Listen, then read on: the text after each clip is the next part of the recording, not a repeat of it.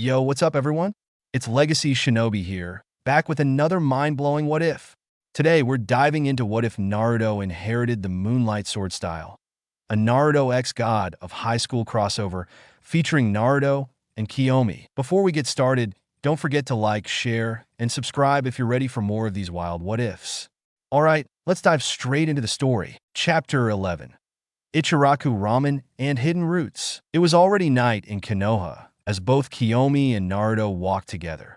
The streets were dark, with the only source of light being the street pole and the several shops that were open at that hour. "You gave him one hell of a scare," commented Kiomi, giggling when remembering Kakashi's terrified look when Naruto decided to drag him out of hiding by using one of his many powerful techniques, which is Heaven Splitter, essentially cutting everything that stood in his way in half. And Kakashi was a victim. The sheer terror was something the two couple would remember for many years to come, but who could blame him? After all, he is dealing with a member of the U clan, a bunch of sword maniacs who slashes and cut everything that stands in their way. "I have no regrets doing what I did," said Naruto with an obvious smirk on his face before his expression changed to that of fondness when he noticed from his peripheral vision Ichiraku Ramen, which was a place he went whenever he was hungry, and they served him often for free of charge. Now that he had matured, he realized that the Sandaime had obviously been paying the bill cost for his meal, or Ichiraku would have gone bankrupt considering his large appetite for ramen. "Well, that brings back memories,"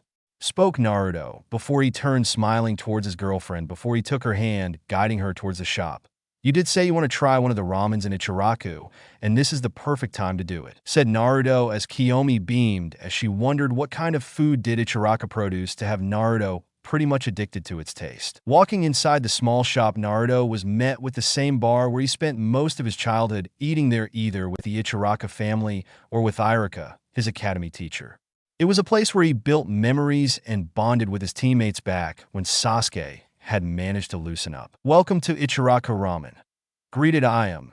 It was obvious to Naruto that she looked exactly the same as the day he left for training with Jiraiya. "In Naruto, is that you, my boy?"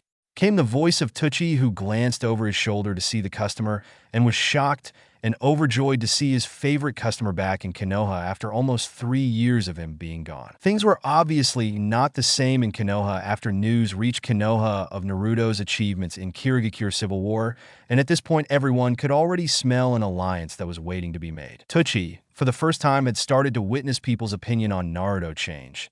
Something that had started from the day Naruto returned from his C-rank mission, and the Chunin exam was what had convinced the populace to finally recognize the boy as a Konoha shinobi, and now with the news of Kirigakure Civil War being handled by Naruto had left. Everyone baffled and amazed by how much he had grown over the years. Naruto may not know it, but he had gained the respect of everyone who had heard tales of his achievements. If the boy continues at this pace, he doesn't doubt that Naruto would eventually become a Hokage that surpasses all of those who came before him. "Hello, old man Tsuchi. It's good to see you, and I am in good health," Naruto greeted back with a smile as the old man smiled. Ayam was shocked to see that the handsome customer was in fact the same kid she had fed ramen, and even taught in the past whenever the instructor in the academy ignored and neglected his education. "Wow, you sure have grown since last time. You're now taller than me. I guess I can't call you shrimp anymore," spoke Ayam, stunned, especially that now his height towered over her. Naruto simply chuckled and gave a smirk. "You don't know how long I've been waiting for this day where I would tower over you all," said Naruto, while Tsuchi chuckled knowing how hard Naruto had it due to his short stature, especially the jokes that were made about his height, which infuriated Naruto quite a lot in the past. "Anyways, who is this beautiful lady with you?" asked Ayam with a grin, already knowing their relationship from just a glance, while Kiomi smiled at the waitress. "She's my girlfriend. I will let her introduce herself," said Naruto with a smile, as Kiomi stepped forward to greet the two Ichiraku. "Hi, my name is Kiomi Uchiha. It's very nice to meet you both," said Kiomi with a cheerful smile, which while it took the two off guard seeing that another Uchiha was still out there, but smiled nonetheless. Unlike the rest, the Ichiraku family had always judged people based on their character, and they wouldn't judge Kiomi based on what her two siblings had done. Besides, they have dealt with good Uchiha before, such as Shursui, Mikoto, Itachi, and Obito in the past. "Well, take a seat, you two. I will prepare you the miso ramen that you love," spoke Tsuchi before he looked at Kiomi with a gentle smile. I assume this is your first time at our establishment. Would you like miso ramen as well? It will be on the house, said Tucci while Kiomi blushed in embarrassment and the kindness displayed by the owner, and could see why Naruto had such a good relationship with the ramen stand owner. Well, thank you. I guess I will go with miso ramen, just like Naruto-kun, said Kiomi, while Tucci smiled and gave a simple nod as he walked inside to start making ramen for his favorite customer along with his girlfriend, who shared a lot of traits to that of Makoto Uchiha. I've heard a lot of rumors about your achievements in Kirigakure. It must have been difficult to be involved in a civil war like that of Kirigakure, spoke Iam. It was obvious that from the many shinobi that frequented their establishment, that at one point their conversation shifted to Naruto and his achievements in Kirigakure, and from the many tales that she had overheard. It seemed that Naruto had left a big impact on Kirigakure and the Elemental Nation as a whole, since she didn't doubt that the other hidden villages hadn't heard about Naruto at this point. Things were intense. I had never planned to overstay in Kirigakure for very long, nor did I really expect to make such a big impact. But then again, it was a welcome surprise, and we learned a few things as well, said Naruto.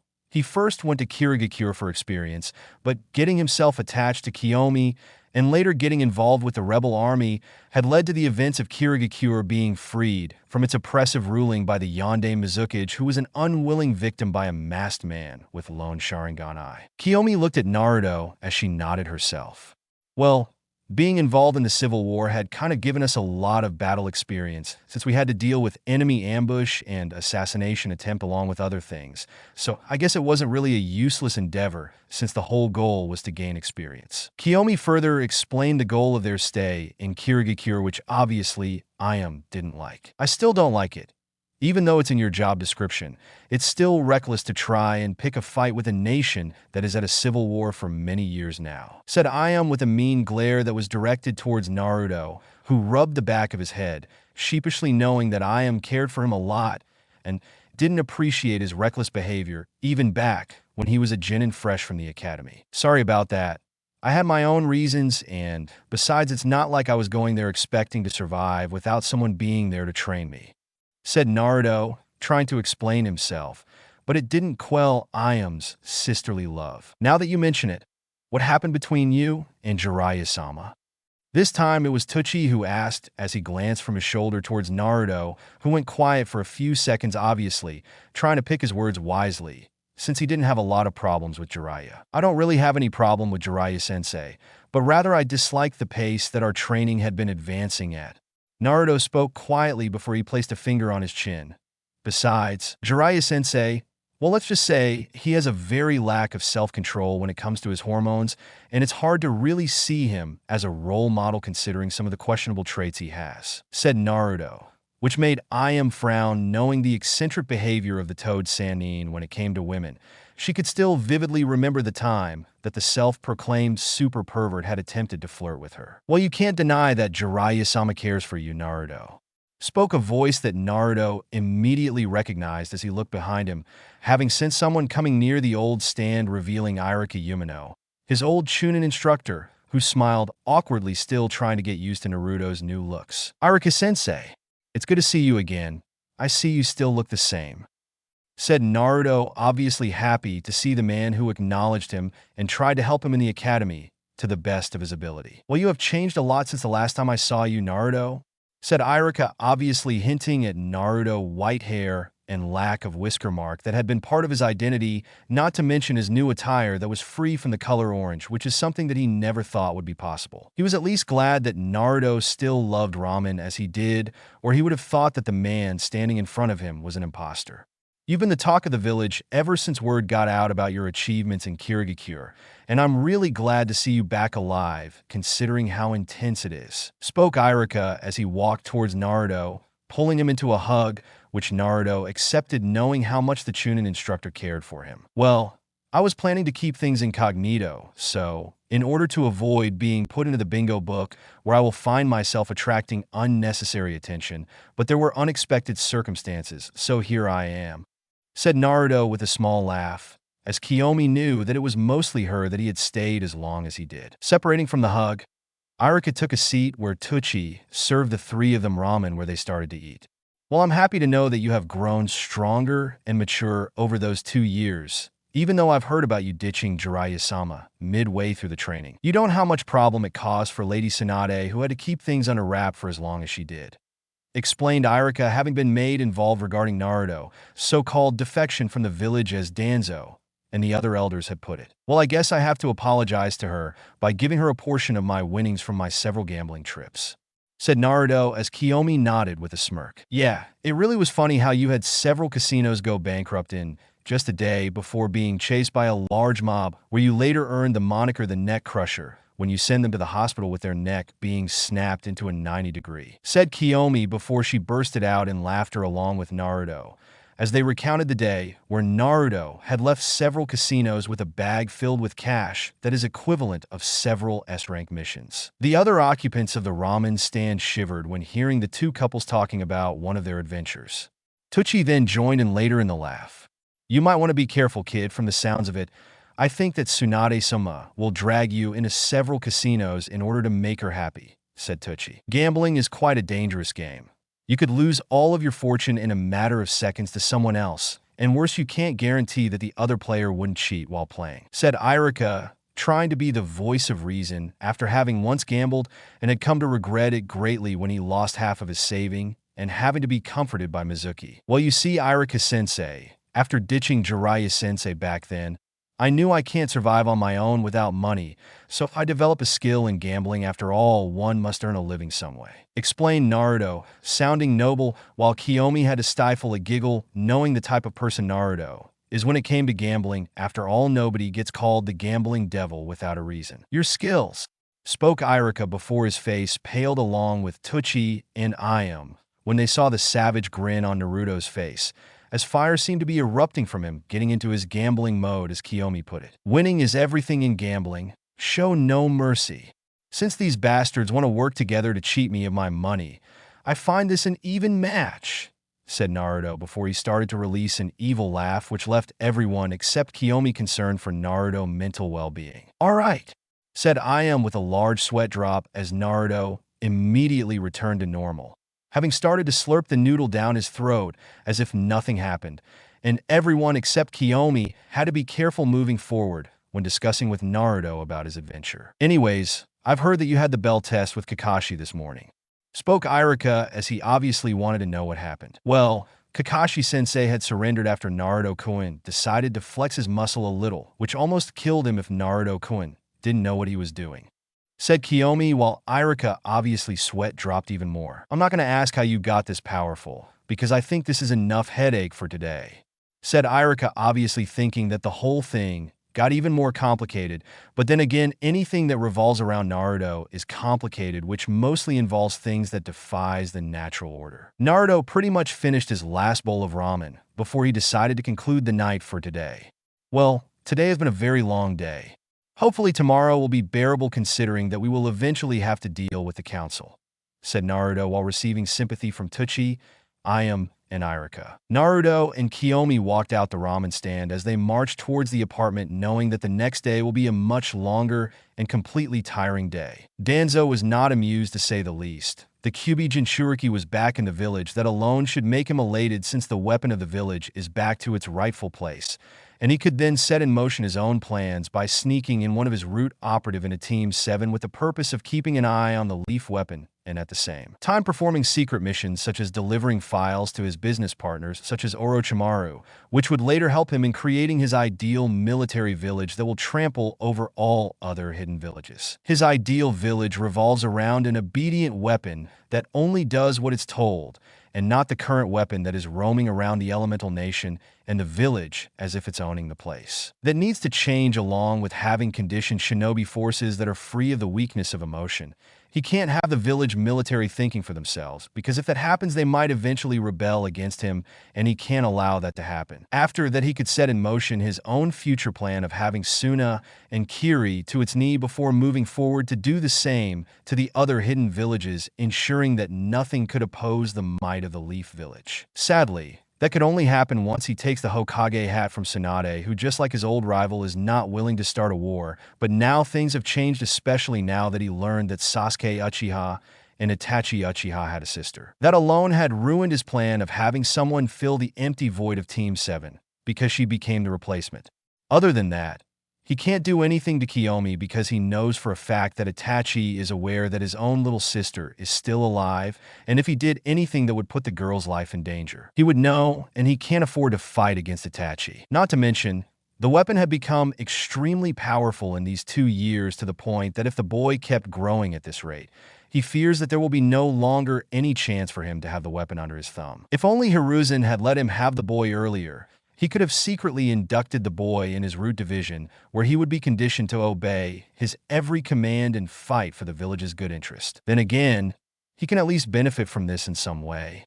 He knows that he has no chance to get the weapon under his thumb now that the boy became somewhat of a celebrity for the stunt he pulled in Kirigakure Civil War, so he is sure that everyone would be watching the boy carefully. He could force the boy to teach and hand over any technique that he learned for the sake of the village as part of a compensation for running away from Jiraiya as he did.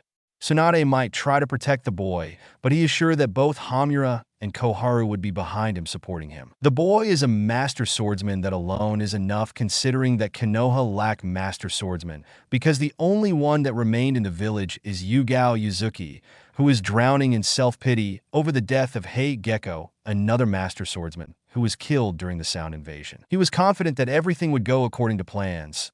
The boy is still the same idiot who shouted his dreams of becoming a Hokage for everyone to hear. He is sure a little tweaking in wording, and the weapon would be agreeing to his reasonable demands. After all, why not tempt him with the promise of becoming a Hokage if he fulfilled a certain set of requirements such as teaching his techniques to Hidden Leaf Shinobi? After all, the boy had no problem training those Kiri spawns, so why not train his own fellow shinobi who will be secretly root operatives? The only thing that he now has to deal with is the fact that the Uchiha princess and the weapon are romantically involved, but then again he is not concerned, because he knows that their offsprings would be a force to be reckoned with, especially with the Uzumaki chakra, along with their life force, and the Uchiha clan dojutsu. He could already see the clogs working in his mind.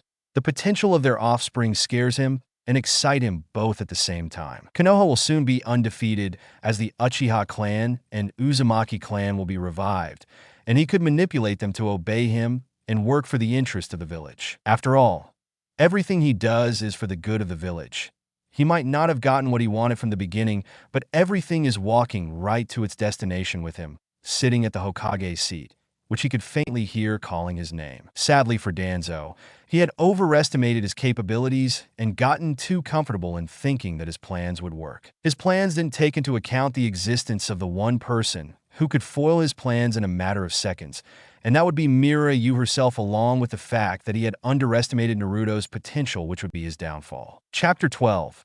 Distinguishing Oneself. It was already the next day in Konoha. Businesses were opening, and people were starting to get to work, with shinobi returning from missions to those who were heading for missions. Right now, Naruto stood in front of the Godame, who was obviously in shock at the revelation brought to her by her godson. "Let me get this straight," spoke Jiraiya, who was called in the Hokage office by Naruto's request in order to deliver the message. "You want to tell me that the Yonde Mizukage was a puppet to a masked man with lone Sharingan eyes?" asked Jiraiya, obviously in disbelief. Naruto simply nodded his head, confirming everything to the Toad Sage, who leaned on the wall for support. But the only remaining Uchiha are Sasuke, Kiomi, and Itachi Uchiha, with the latter being part of the Akatsuki, and I doubt he had a hand in Yagura corruption since it happened way back before his defection from Konoha, said Tsunade as she found herself unconsciously reaching for a hidden drawer that hid her sake stash, which she kept in case she needed to numb the headache that comes with the job. Kiomi then looked at Naruto, trying to assess if they should proceed with the other revelation, which Naruto gave her a nod. That's not all. From Yagura's testimony, he stated that the man who attacked him addressed himself as. Kiomi stopped, knowing that whatever she is going to reveal is going to change everything. Addressed himself as what? Asked Jiraiya, obviously getting uncomfortable knowing that the revelation is something even more bigger than he would anticipate, and he tried to prepare himself mentally for the revelation, hoping it's something he already knows. He addressed himself as Madara Uchiha. Revealed Kiomi, and just like she expected, Jiraiya's face immediately paled, knowing that Itachi had never mentioned anything about a Madara Uchiha, which meant that Itachi was clueless or wasn't so deep in the hierarchy of the organization to be privy to such knowledge. Tsunade, on the other hand, stood immediately, looking absolutely shocked, and in denial. What? Madara Uchiha died decades ago by the hands of my own grandfather, shouted Tsunade, unable to believe that such a dangerous threat that fought on par with her grandfather is still out there. Tell me something. When Shodame Hokage defeated Madara, was his body recovered? Asked Naruto, a simple question which silenced Tsunade, who took a seat immediately. Both her hands rested on the side of her head. And no, there was no body recovered. Answered Tsunade the question as she realized that the possibility that Madara is still alive is high. But still, he would be old and unable to fight. Tsunade tried to justify the possibility that Madara is dead of all age. We can't confirm anything, spoke Kiomi as she grabbed the attention of both Jiraiya and Tsunade. For all we know, this might be an imposter who took Madara's name to strike fear on those who still remembered him. After all, a shinobi of his caliber wouldn't hide behind a mask while working in the shadows unless his fight with Shodame-sama had left a permanent scar, which would explain why he is going around wearing a mask, explained Kiomi, giving her own theory. Or this could be the real Madara Uchiha. After all, the eternal Manjikyu Sharingan is shrouded in great mystery, since the only one who had it was Madara himself. What's to say that the Sharingan didn't somehow grant him immortality? Explained Naruto this time, as he saw the disbelief look on both Tsunade and Jiraiya faces, but both had to reluctantly admit that this is in the realm of possibilities. That's a lot of information to throw at someone, spoke Jiraiya as he tried to figure out what to do to counter such a threat that regardless of whether he is the real deal or not, he is still a threat. If we act now, it will make that man suspicious, and if he's the real deal, then this concerns the entirety of the elemental nation, since he's going around capturing Jinchuriki for their tailed beast, explained Jiraiya while Tsunade nodded before she looked at the two couples. Is there anything else? Asked Tsunade as Kiomi nodded her head. Yes. In fact, we think that the self-proclaimed Madara Uchiha might have had a hand in the Uchiha massacre along with the Nine-Tail attack years ago, added Kiomi as Jiraiya rubbed his forehead. Well, you do bring a point. Itachi might have been extremely gifted from a young age, but even he won't be able to massacre the Uchiha clan by himself. And as for the Nine-Tail attack, well, from Sensei Diary, it appeared that the Nine-Tail just suddenly appeared in the middle of the village through a Kuchiyose no Jutsu, not to mention some of the shinobi had noticed a Sharingan pattern in the Nine-Tail eyes that night of the attack. Explained Jiraiya. What a way to start the day, said Tsunade softly as she leaned on the table, knowing that her job had gotten even more harder, and as the Nara clan would say, it got too troublesome. It's best to be prepared than to be surprised when it happens, Naruto said as Jiraiya nodded, agreeing with his student. After all, the reason he became a master spy for the village is because the most strongest and deadliest weapon in the world is information. If you know both yourself and your enemy, you can win 100 battles without a single loss. There is a reason why this quote rings true for Konoha. They have remained at the top for years because of his information gathering that had kept Konoha safe and victorious. Well, I have a lot of investigation to do, Jiraiya said before he looked at Tsunade, knowing that she had things to say. Now, aside from the revelation, we need to finalize the last process to have you both promoted to Jonin, said Tsunade, which both Naruto and Kiomi properly straightened up. Tsunade stood up from her chair. Taking into consideration how your bell test had ended, our plan to have you both be tested in all shinobi branches by the rest of Jonins is useless since you both are quite strong, and I doubt they will be challenging to both of you, explained Tsunade as the two couples nodded, already knowing that from how they handled Kakashi the previous day, but then again Kakashi had challenged the two of them along with Sakura, which is suicidal. So, me and Tsunade will be your opponent, said Jiraiya as Kiomi looked confused by the test. You mean 2v2 battle? Asked Kiomi, but Tsunade shook her head. This is meant to test you both individually, so it will be a 1v1 battle, which means that I'm your opponent and Jiraiya will be Naruto's opponent, said Tsunade, which made Naruto frown slightly. There is a catch to this? Asked Naruto, while Jiraiya smirked and nodded his head. Yes, this fight will take place in one of the largest training grounds, but the catch is that this will be aired for all Konoha to watch, said Jiraiya, which definitely surprised the two of them. Don't be surprised, kid. You're quite the superstar among the populace of Konoha, more so, with the shinobi of the village. So everyone wants to see how strong you are. It could also motivate the Konoha 11 to work hard, explained Tsunade. Not to mention, This could also squash any doubts that would come from having you promoted, since even though people had started to recognize you and acknowledge you a long time ago, there is still lingering doubts, and some of the hard-headed people who can't drop their prejudice would be opposed to having you gain any high-rank position in the village hierarchy. Added Jiraiya, which Naruto let out a sigh. It was obvious that Mira herself was excited about the prospect of having her son take part in the tournament where it will be aired for everyone to see, and the reason is because she wants everyone to see how awesome her son is. Okay, we're fine with it, said Naruto, which Kiomi nodded agreeing, as well as she was excited to fight against the slug Sannin herself, as despite their short time in the village, she had respect for Tsunade mainly because she is the first female Kage beside Mei Terumi, who later took her position as a Mizukichi. Great!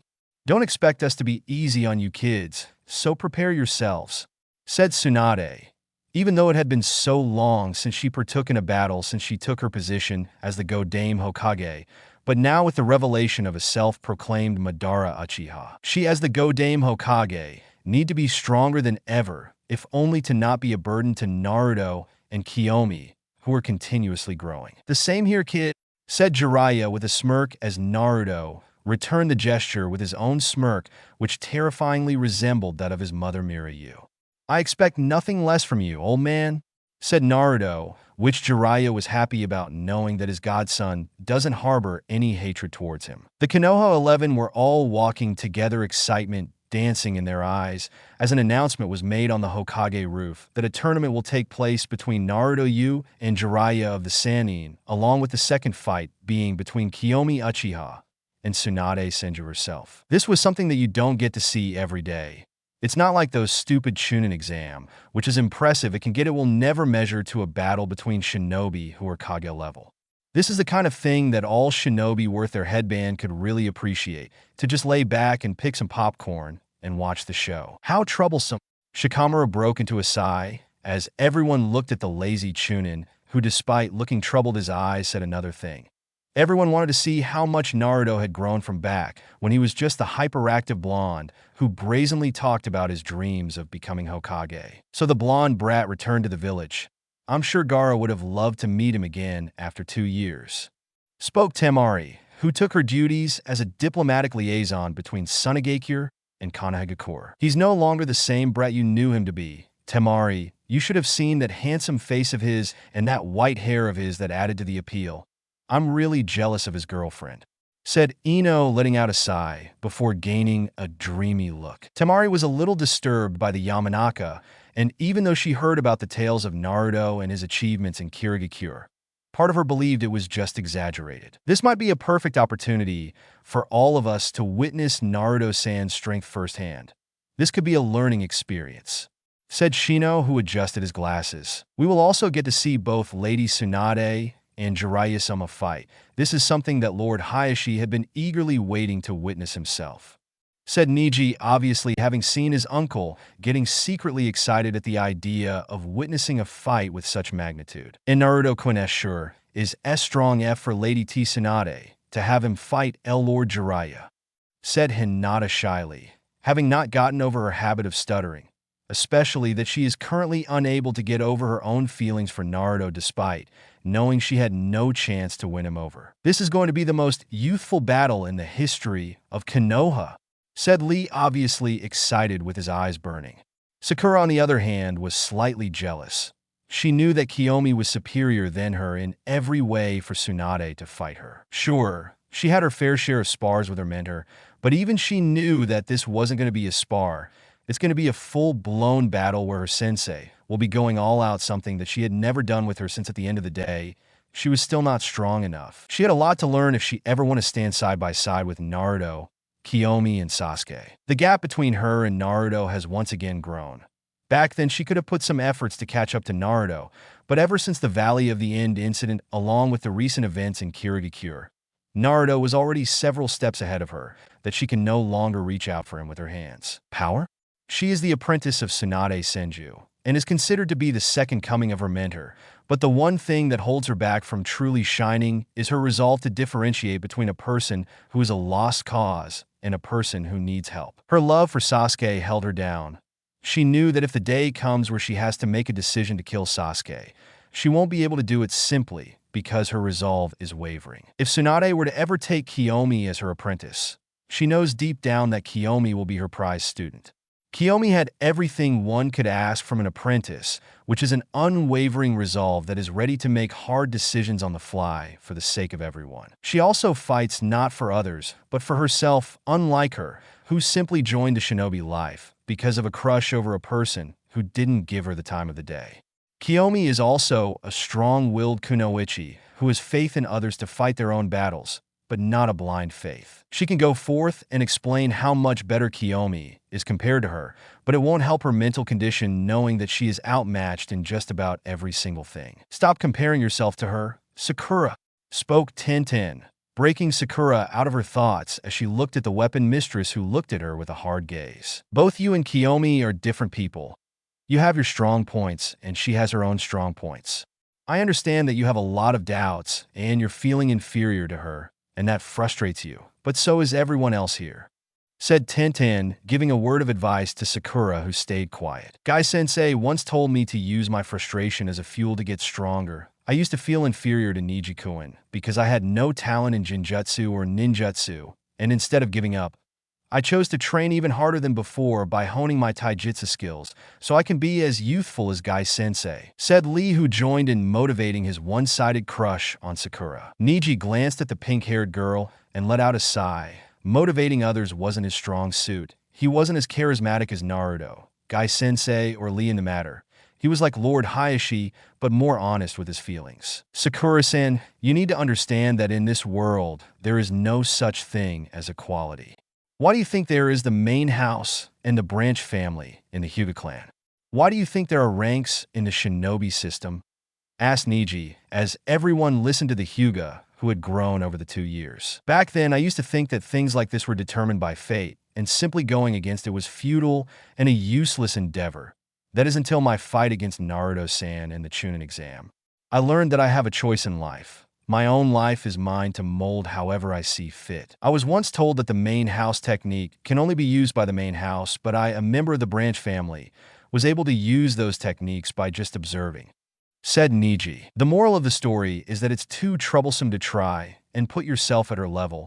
It's just a one big headache that isn't worth it, said Shikamaru with a yawn which obviously got him hit at the top of his head by Ino, who didn't appreciate him demoralizing Sakura like that. Shikamaru, how can you be so insensitive? She's obviously feeling left out from having her teammates be stronger than her. I'm sure she doesn't want to be a burden to her teammates, said Ino, trying to explain to the blockhead Nara how that meant to the pink-haired kunoichi. Ow! What do you want me to say? Motivating others is way too troublesome, and besides, she is the apprentice of Lady Tsunade, one of the 3 Sannin.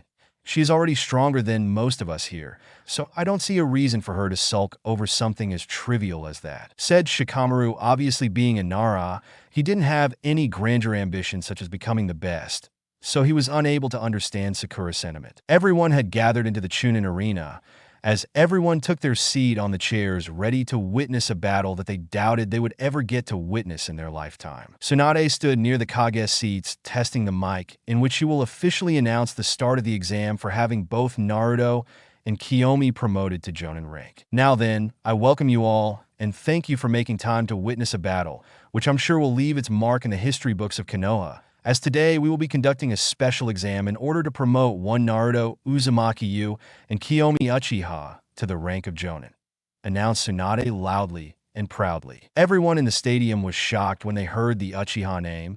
They were obviously under the impression that both Itachi and Sasuke were the last of the massacred clan, but to hear one is still around brought some discomfort, but at the same time excitement. Now, then bear witness to the 2 fighters, declared Tsunade, as everyone paid close attention, as they saw Naruto walk to the middle of the arena with a calm look on his face, and everyone realized that the man that stood before them is none other than Naruto Uzumaki. Those who didn't see the boy were in shock, and some of the girls found themselves blushing at seeing the very handsome man that he had become in just 2 years outside of Konoha. Next was Kiomi, who came out with a very bright smile on her face that surprised everyone who were familiar with the Uchiha clan arrogance. And some of the men found themselves blushing at witnessing the princess of the Uchiha, but their hopes were quickly shattered along with the hopes of the other girls of Konoha, when Kiomi locked arms with Naruto while giving him an intentional peck on the lips. Tsunade shook her head in amusement before she decided to proceed with the exam. Now then, today's test will be composed of 2 battles, with the first being Naruto Uzumaki, U versus Jiraiya of the Sannin. Announced Tsunade as cheers were heard as people were all on board at seeing the master and pupil fighting. The second and last battle will be your very own Godame Hokage versus Kiomi Uchiha. Announced Tsunade once more, and everyone cheered even louder than before. Now then, since the 2 fighters are extremely powerful, they won't be fighting in the arena in order to further avoid any casualties. So the 2 of them will be fighting in one of the many training grounds that we have in order for the 2 of them to let loose. The fight will be aired on those large screens which you can watch and enjoy, said Tsunade, as everyone got even more excited. Tsunade then looked to her side and gave a nod, which Jiraiya smirked before he teleported himself towards the center of the arena to take Naruto with him. "Let's go, kid," said Jiraiya as he placed his hand on Naruto's shoulder before once more disappearing in a shunshin, with the destination being the training ground, which is close to the arena. Kiomi, on the other hand, went towards the Kage seats where took her place next to Tsunade, who had a smile on her face. She would have chosen to drink sake, but her fight was right next to this one, so she needed to be on her top game. "Now, then let's see how much you've grown, Naruto," said Tsunade to herself as she watched the black screen that showed static before it adjusted to the green landscape of the training, where both Jiraiya and Naruto are going to let loose in order to determine if Naruto is eligible for the promotion or not. But she knows that Naruto had long since earned the rank. She just needed to squash any doubts that would come from any of the elders or those who refused to drop their prejudice. Besides, this is another tactic for Konoha to flex its muscles to the other hidden villages, and what better than have the one who single-handedly played a big part in ending the Civil War and Kirigakure fight, the unofficial strongest Sannin, not to mention, just like the Chunin exam, is used to show the military strength of the village and help promote the village to the feudal lords, who are the ones that assign missions to the hidden villages. This test is a change of pace, since the only way you could ever be promoted to Jonin rank is through what we call a field promotion, in which said shinobi distinguish themselves from the rest by displaying a certain set of skills that the village is lacking, such as, for example, Fuinjutsu masters. Some others have created their very own jutsu, which shows how advanced they are compared to the rest. There are others who have shown to excel greatly in certain shinobi areas, such as Guy being a taijutsu master. This match could show the capabilities of the very top shinobi in the village, and the fact that Naruto is going to be 15 soon is going to take the feudal lords by surprise and cement the strength of the next generation of Konoha, but most of all, it will ruin any attempts from Danzo to seize control over the village if she were to ever fall in. Battle. Chapter 13. Part 1. Jiraiya versus Naruto. The fight between Kage-level shinobi had spread around like wildfire, as everyone had wanted to watch the fight. Tsunade would be lying if she wasn't surprised with how well the announcement was received. The amount of spectators were larger than anything the Chunin exam could ever hope to rival. As such, they had to make time to prepare extra seats for the spectators who were eager to see the match. A lot of people were eager to watch the match from academy students who were accompanied by Iruka. It was obvious that the Chunin instructor was not only eager to see his student once more, but to also have his own students learn from watching Naruto fight, even if they might not understand, but seeing the level of such powerful shinobi will surely motivate them to work harder. The Jonins had their own window in which they sat along with their respective team, watching, as one of their own was made to challenge a Sannin in a battle. All of them were excited to see the growth of Naruto over those 2 years in order to better rate themselves, while also seeing the level that they should all aspire to aim for. There were also the clan heads, and those who hold important positions in the village had their own window in which they got to watch the match without any problem. The clan heads were definitely excited in their own way to watch the battle, while some of the civilians were skeptical, since most of them weren't aware of what was happening outside the village. I really wonder if Jiraiya can really be the one to force Naruto to take the fight seriously, asked Tsunade to herself, but Kiomi had heard and let out a small smirk. I'm confident that Naruto-kun can win this fight, but if I'm being fair, Lord Jiraiya has a very high chance to have Naruto-kun work for the win, since the difference in level between the Yonde Mizukage and Lord Jiraiya is fairly large. So I'm expecting Naruto-kun to struggle a little, said Kiomi, trying her best to stay objective and not be biased, which surprised Tsunade by Kiyomi's assessment. Well, I do hope the fight can last longer so we could better assess his skills," said Tsunade before she glanced at the excited crowd. "And because I'm pretty sure everyone here would like to see a good fight and not a short one," said Tsunade while Kiomi giggled. Lord Jiraiya has a lot of experience compared to Naruto-kun, which is what will give him the edge in battle, but Naruto-kun has always been the type to adapt to any situation and quickly improve himself while fighting. This is why he went to Kirigakure and took part in the Civil War, and that's because he wanted to gain experience, explained Kiomi, which helped Tsunade understand why Naruto had recklessly gone to Kirigakure during the Civil War. I could see that he had grown stronger from that, even though I never really liked how reckless he was to go to Kirigakure on his own, said Tsunade, a little annoyed that Naruto had thrown himself in danger. He wasn't technically alone.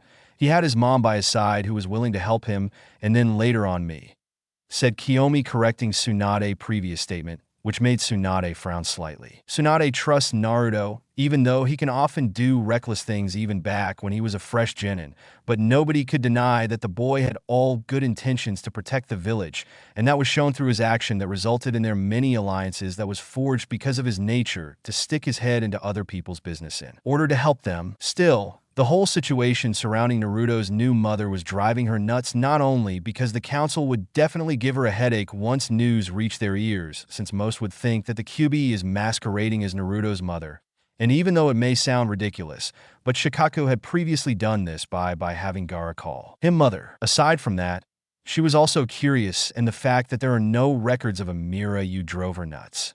She wanted to know her intention and her purpose to just suddenly take Naruto from Jiraiya without the idiot himself being aware of it, since apparently from what she had heard, Naruto had made contact with Mirai during his training with Jiraiya. The fact that Jiraiya was clueless of Naruto meetings with Mirai definitely surprised her. Kiomi was easily able to spot Tsunade's reaction when mentioning Naruto's mother.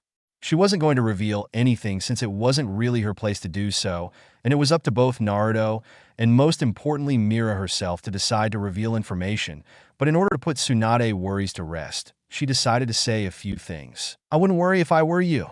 I have met Mirai, and I'm very familiar with her," revealed Kiomi, surprising Tsunade that she had noticed what was bothering her. She is planning to reveal herself at one point, probably at a council meeting, where she's going to probably threaten to kill everyone in the room if they were to ever put Naruto-kun in harm, and maybe even kill some idiots while she's at it, said Kiomi bluntly, while Tsunade's sweat dropped heavily and had to wonder what kind of woman Mirai is. "Well, that's good to hear," said Tsunade, a little relieved that she will receive answers at one point, but hopefully it wouldn't take long since she was getting quickly impatient, but she could only blame her Uzumaki blood for being quite short-tempered. Naruto stood at the training ground, his eyes darting everywhere, carefully assessing his surrounding area and trying to find anything that stands out or doesn't stand out, since he knew that Jiraiya is a spy master, so the guy will probably use surprise attack to get advantage in their battle. Naruto was not really concerned when fighting against Jiraiya.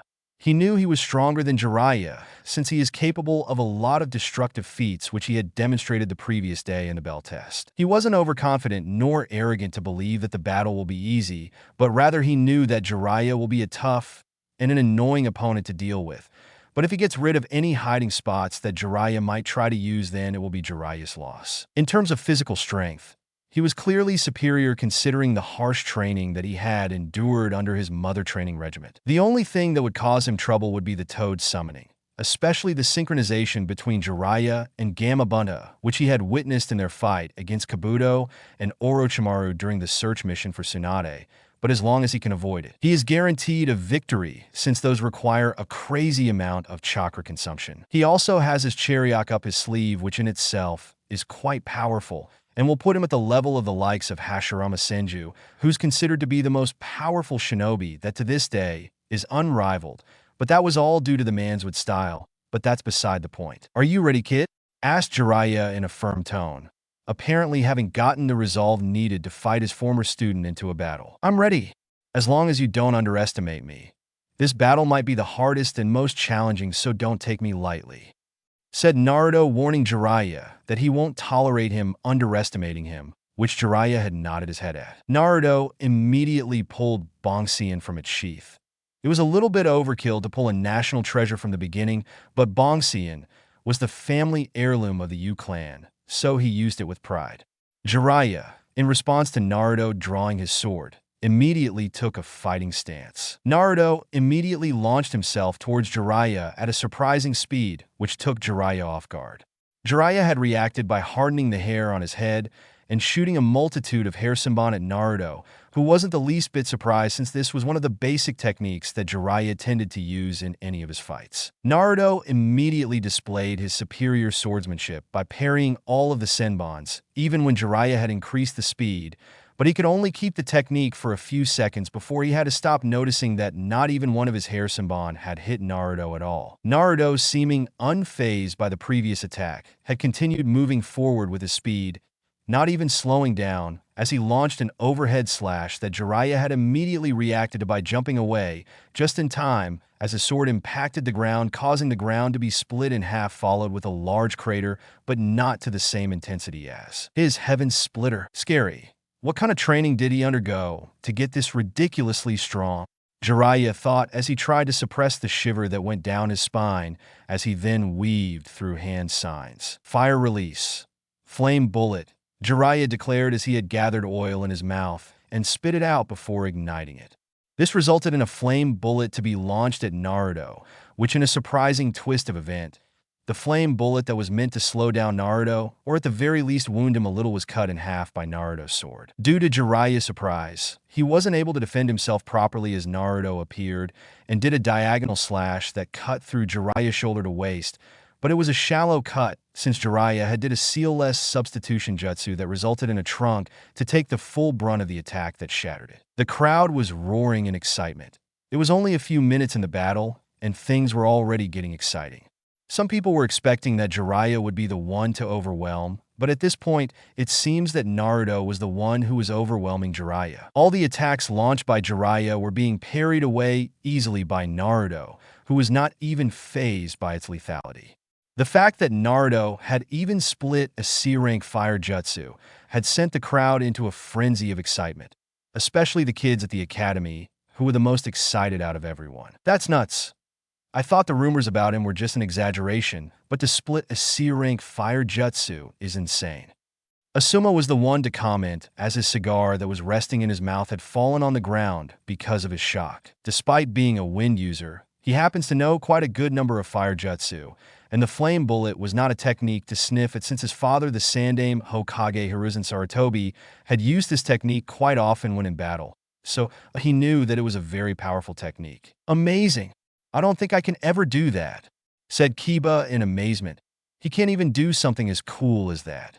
He knew Naruto was in a league on his own, and it frustrated him a little to say the least. So that's the level that he had achieved as expected of Naruto, who has a penchant for surprising us and surpassing our expectation. Commented Niji, who was able to regain his bearings and smiled, acknowledging Naruto's strength. How youthful. I will train very hard in order to one day be able to cut a C-rank jutsu with my bare fist. And if I can't do that, I will do 10,000 push-ups with one hand. And if I can't do that, Lee seemed to start ranting as he had gotten excited over seeing Naruto cut a flame jutsu with his sword and was determined to do the same thing, but with his bare hand. That's right, Lee-kun. Naruto-kun has shown us how youthful he is. It's only natural that we respond by displaying our springtime of youth. After all, Konoha will need its new master swordsman, and what better than Konoha having its taijutsu master? Guy encouraged his student as he clenched his fist with determination, while everyone had decided to ignore the two of them. This is really amazing. I'm really embarrassed to say this, but I never really thought that one can cut a jutsu with a sword, said Tenten, being known as Konoha Weapon Mistress. She never really thought that swords are capable of something so amazing in her own eyes. Well, there aren't many master swordsmen in the village anyways, so we don't really know if Naruto is the only one who can pull something like that, said Ino, being amazed as well. If something like that was possible, then there would have been many swordsmen in the village, said Shino as he adjusted his glasses. It was his own way of saying that Naruto was the only one capable of such feats. Shino is right. I know a master swordsman in the village, but she is not capable of something like that. Kurenai was the one to comment, as she was surprised until she managed to calm down. And Naruto-kun sure is amazing, said Hinata, twiddling with her fingers as she was amazed at what she had witnessed. She realized how strong Naruto is, and she glanced at Kiomi from afar and knew that the girl was at least that capable, much to her jealousy. Sakura and Kakashi watched in astonishment. They were able to take it much better than the others because of the bell test where Naruto had done even worse than cutting a C-rank fire jutsu. Still, Sakura could only lower her head in shame. Naruto had grown much stronger than she could have imagined. At this point, she was eventually going to become a burden on him and her new teammate, who she knew was capable of at least that much. It was only Kakashi's hand resting at the top of her head that she didn't fall further into a state of self-pity for her own weakness. Naruto-kun had grown stronger, but so did you. I think you've grown quite well from back when you were unable to fight your own battles, said Kakashi with a small smile, trying his best to encourage her. Sakura had definitely grown stronger from back when she was unable to fight her own battles and had involved others in her fight, because she was weak. That was the case in the Chunin exam, where Rock Lee had gotten injured because he tried to protect her. The same thing applied to when the retrieval mission for Sasuke had started and she wasn't picked to be part of the rescue team, because she was weak and would have gotten in the way. Now, Sakura is able to fight her own battles without burdening others, but it didn't mean she was any less bitter about her being the weakest link in the team. "Thanks, Sensei," said Sakura, feeling a little bit better with Kakashi words of encouragement. Jiraiya had realized that fighting Naruto in close combat is dangerous, especially when Naruto is swinging around that sword that looks way more dangerous than a regular sword. He knew his only way to be able to turn the battle in his favor was to disarm Naruto from his weapon and force Naruto into a hand-to-hand combat, which he should prove to be superior at. Jiraiya had immediately decided to do something risky. He launched himself towards Naruto, surprising the boy with Jiraiya's decision to fight in close quarter, and decided to be on guard as he attempted a slash only for Jiraiya to dodge at the very last second, and it created a Rasengan in his palm, sending the hand-sized spiraling ball into Naruto. Wrist. The result was an explosion that sent Naruto flying along with Bongxian to be separated from his hand. Jiraiya had immediately jumped towards Bongxian and took the weapon, placing it in his sash, and gotten slightly relaxed as he gave a cocky smirk as he watched Naruto stand up. Naruto was definitely surprised by Jiraiya's last-second attack and had to give the man credits for taking him off guard like this. He looked at his hands, which were slightly burned and definitely stinged a lot, but that level of attack wasn't enough to hamper Naruto. "What are you going to do now, brat? I have you disarmed," said Jiraiya in a boastful tone as he believed that the battle had gotten into his favor, while Naruto was slightly unfazed. He could easily resummon the sword to hand, but decided to show Jiraiya that even with him being disarmed, he could still fight. "I have to admit, that took me off guard, but disarming me won't change anything," said Naruto as he launched himself towards Jiraiya, who was definitely surprised but smiled nonetheless. Having trained under his mother Mirayu, he had managed to master the swordless style, so he had focused on his bare hand to act like a sword. His body was like a sword, so whether he was disarmed or not, the battle was still in his favor. Jiraiya, who was confident that he could overwhelm Naruto in hand-to-hand combat, had launched himself and engaged with Naruto in close combat. Admittingly, Jiraiya was definitely superior in terms of hand-to-hand combat, but Naruto's swordless style had left Jiraiya's body with several cuts. Jiraiya, using his own experience, had launched a knee towards Naruto's stomach that made him cough a little blood, but Naruto had retaliated back by uppercutting Jiraiya towards the ground. The battle was intense, and despite Jiraiya's superiority over Naruto in hand-to-hand combat, Naruto had a crazy amount of stamina which Jiraiya, who was in his 50s, no longer has. Naruto immediately decided that he was at a slight disadvantage in hand-to-hand combat, and decided to return his advantage as he jumped back to gain distance. "You're good. I know you're better than me when it comes to hand-to-hand combat, so I will take back my sword," said Naruto confidently, while Jiraiya smirked a little. "Thanks for the compliment, brat, but last I checked, I have your sword," said Jiraiya as he held on a Bongxian that was on his waist. "So unless you can take it from me, you will have to fight me in hand-to-hand combat, which I'm better at," said Jiraiya boastfully. Naruto only smirked as he raised his hand, and the sword immediately glowed, which brought Jiraiya's attention at the sword on his waist, and before he can even realize what happened, Bongxian had disappeared from his sight, and a glow reappeared in Naruto's hand, revealing the sword that he had took from Naruto. "How shouted Jiraiya in surprise. His former boastful demeanor vanished immediately as he became increasingly concerned by the turn of events. Bongxian is a national treasure. It's a sentient sword that was passed down in the Yu clan. Bongxian has vanished from your waist because it doesn't acknowledge you as its master, and since I'm its master, it answers to my will, said Naruto, cockily relishing in Jiraiya's shocked expression. He had essentially turned the tables against him, and he could hear his mother giving him an approving smirk. Naruto had given Jiraiya the hope that he had the fight under his control, but from the very beginning, he was controlling the battle, and Jiraiya was just simply falling for it. The crowd were roaring even more in excitement. At the beginning, everyone thought that the battle was finally over once Naruto was disarmed by Jiraiya's ingenious plan of using the Rasengan at Naruto's wrist at the last second in order to disarm him of his weapon, but Naruto had showed them that he was not over-relying on his swordsmanship and was able to keep fighting Jiraiya in a hand-to-hand combat, even though Jiraiya proved to be superior in that field due to his years of experience. To their surprise, Naruto had managed to somehow take the sword back by having the sword teleport back to his hand. Many were confused, but hearing Naruto's explanation, a ripple of shock was immediately sent through the crowd. Naruto practically admitted to having a weapon that rivaled the weapon of the seven swordsmen of the mist, maybe even exceeded since the sword can teleport back to his hand with a simple command. Wow, I'm really jealous. To have a sword teleport to you with a simple command, I really want one, said one of the shinobi that was in the stand as he closed his eyes, imagining his own sword that teleports to him. I know how you feel, man. That is really cool, but I think none of us can use it properly like he does, said another shinobi with a smile, enjoying the fight. Well, I'm glad that it's someone from the village that has it. It would have been really scary if Naruto had decided to join another village, said the first shinobi with a smile, acknowledging Naruto and showing his respect. Yeah, I really feel ashamed of myself for judging him so quickly back then. I don't think anybody could have blamed him if he decided to join Kirigakure, which I'm sure he is already being treated as a hero there, said the second shinobi, showing his respect to Naruto as well and acknowledging him as a shinobi of the leaf. Everyone was quite entertained, and Tsunade was enjoying herself quite a lot.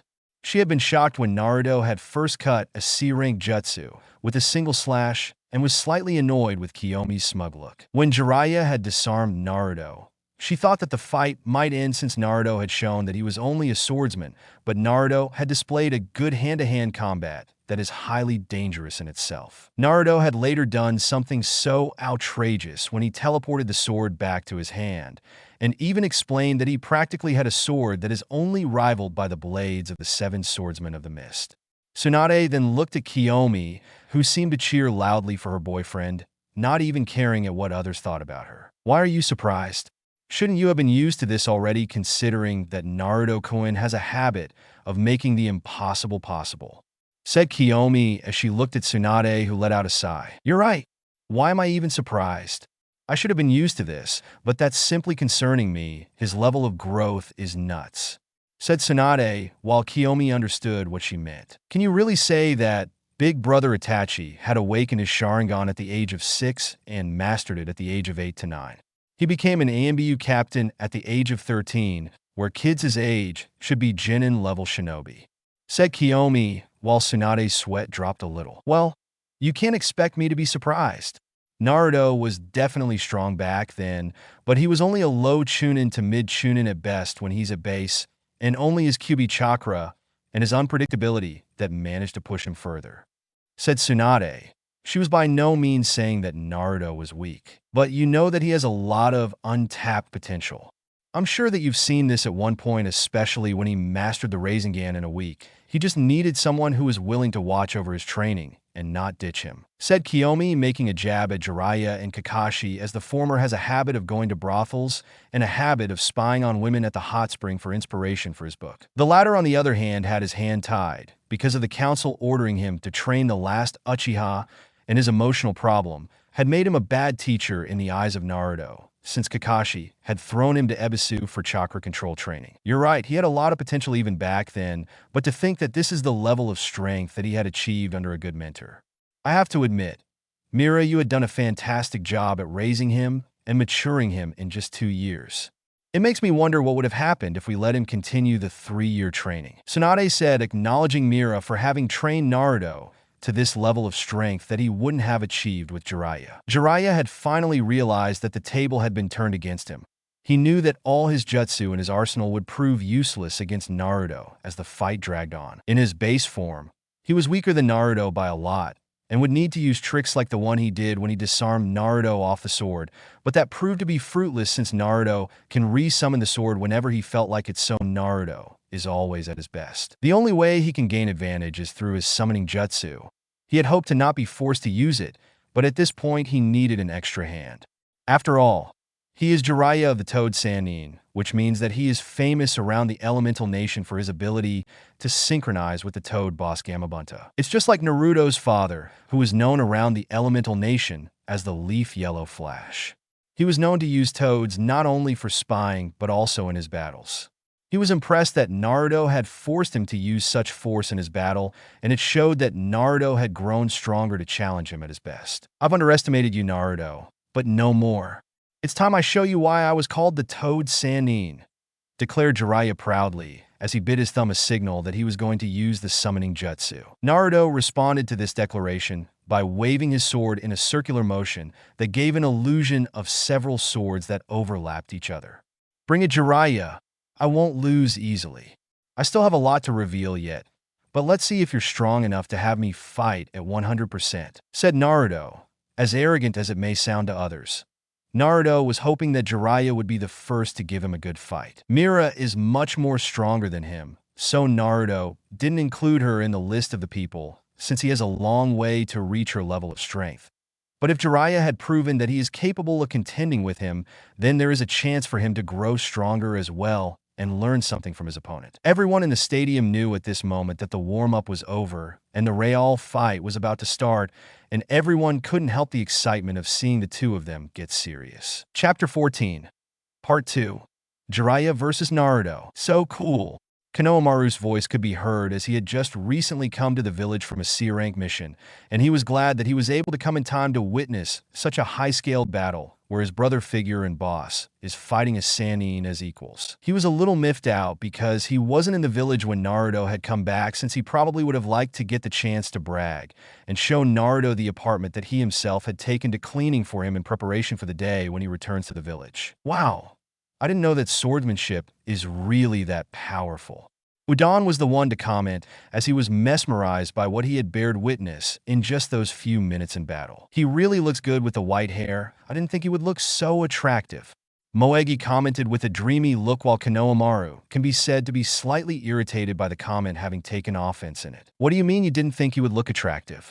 You make it sound like boss wasn't handsome before, said Konohamaru, while Moegi let out an irritated sigh. I never said that he looked unattractive before, just that he looked even mature from back then, which is a good thing, said Moegi, kind of regretting speaking about Naruto looks, since Konohamaru idolized Naruto way too much and would probably be easily offended if someone were to talk badly about Naruto. Ebisu, on the other hand, was gaping like an idiot at the fight that he had been witnessing.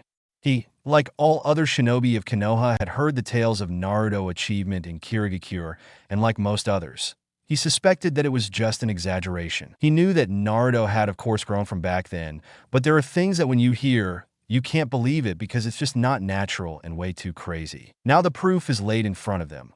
Only a few minutes in the fight and Naruto is pushing Jiraiya to a corner, even forcing Jiraiya to resort to the summoning jutsu, which is a privilege only the toughest opponents had ever forced him to use, such as Orochimaru, who shares the rank of a Sannin. This is crazy. Naruto wasn't capable of something of this caliber to be able to challenge Jiraiya-sama in a 1v1 after only 2 years of training. Have we really underestimated Naruto's potential that much? Thought Ebisu bitterly as he looked at the fight, trying to recompose himself. But just like all shinobi in the stadium, he knew that the warm-up was over, and he couldn't help the excitement. Jiraiya was slightly unsure if he really needed to go so far as to summon the Toad clan in his fight. Even though Naruto had proven to be much stronger by managing to compete against him for this long and even overpower him, he felt like it was unfair to use the summoning jutsu, but he knew that Naruto wasn't going to appreciate him holding back. Are you going to keep fighting me with that weak resolve? Said Naruto, a little bit irritated to see Jiraiya doubt his strength after saying that he was not going to hold back anymore against him. I was just thinking that it would be unfair to use the toad summoning like that. Not that I doubt your strength, but I only used the summoning jutsu when other summonings were involved or even Biju, said Jiraiya with a weak grin while Naruto had grown even more irritated. You're seriously upset about that? I was being quite merciful to you when we had our little warm-up, but if you're going to continue pissing me off like that, then I will use the shadow clone and bully you, said Naruto with a sadistic grin, which made Jiraiya eye widen in horror, realizing that he forgot about Naruto's shadow clone jutsu. On second thought, I guess that's fair, said Jiraiya, laughing awkwardly and a little embarrassed that Naruto had been taking it easy on him before he weaved through hand signs, deciding that he needed to bring an end to this fight before it gets dangerous. Ninja art. Summoning. Bring down the house jutsu. Jiraiya shouted the name of his technique, which resulted in a giant toad to drop on Naruto from the air. Naruto looked unfazed by the annoying tactic that Jiraiya had deployed. He realized that it was an attempt to incapacitate him, so he decided to teach Jiraiya another lesson on underestimating him and thinking that someone so insignificant could pose him a threat. The moment the large toad made contact with Naruto, a storm of debris had exploded, covering the battlefield. Sorry, Naruto, but I don't think you can block something like that, said Jiraiya, confident that his attack would have worked only for a gust of wind to disperse the storm of debris, revealing Naruto casually lifting the large toad in the air with only the tip of his sword. What the hell? Shouted Jiraiya. This had taken him off guard. He had used that summoning quite a few times to crush other large summoning, but for Naruto to casually lift a large toad with the tip of a sword was so outrageous to him that he couldn't help but gape. Are you done? This is really boring. If you're serious about taking me down, then stop using those stupid tactics to win, said Naruto as he launched the terrified and shocked toad towards the forest, resulting in Gamahiro to roll through the forest, destroying several trees in the process before he was forced to return to Mount Mayaboku. Crushing me isn't going to work, Jiraiya, said Naruto with a smirk, enjoying the look on Jiraiya's face that expressed disbelief. He was quite proud of himself since he had wanted to recreate that technique that his mother had done during the GOH tournament, and he was so successful at it that he couldn't help but puff his chest in pride and act smug and cool about it. Jiraiya was beet red in anger at seeing Naruto act so smug about it, and decided to finally summon Gamabunta and teach the brat a lesson about not looking down at the gallant Jiraiya, as he then went through several hand signs for another summoning jutsu. Summoning jutsu, shouted Jiraiya. This time a large smoke covered a large section of the forest, obscuring the fight from the crowd that were watching before the smoke went down, revealing the toad boss Gamabunta. Jiraiya, why did you summon me, you bastard? Shouted Gamabunta, being quite annoyed since he was in the process of enjoying a good bottle of sake, only to be suddenly summoned by Jiraiya, who has a habit of summoning him in bad times. The entire Konoha populace were gaping widely when the real fight had started. What shocked them all was how Naruto had managed to lift a large toad with just the tip of a blade. Some of them had seen how powerful the toad is during the Sound Invasion 2 to 3 years ago, and they knew it was something that they don't want to be at the receiving end, but Naruto had casually lifted the toad with ease, and they couldn't blame him for being so smug about it since they would have done the same in his place. Seeing Jiraiya summon the toad boss had sent a ripple of shock. They never expected that Jiraiya would go so far as to summon the toad boss to fight against Naruto. This was no longer a fight to determine Naruto's rank, but rather the two of them were getting carried away and might kill each other. That Jiraiya, he's taking this too far.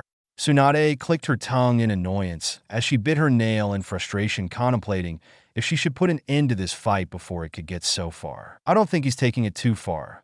You seem to forget that Naruto-kun had fought against Yagura and defeated the man with ease.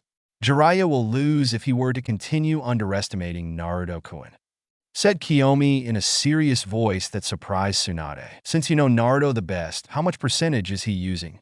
Tsunade asked, wanting to get a good assessment of Naruto's strength, which Kiomi easily complied. It's really hard to come up with an assessment of his strength since he never really took his fight seriously, but Naruto-kun easily overpowers Jiraiya at base form.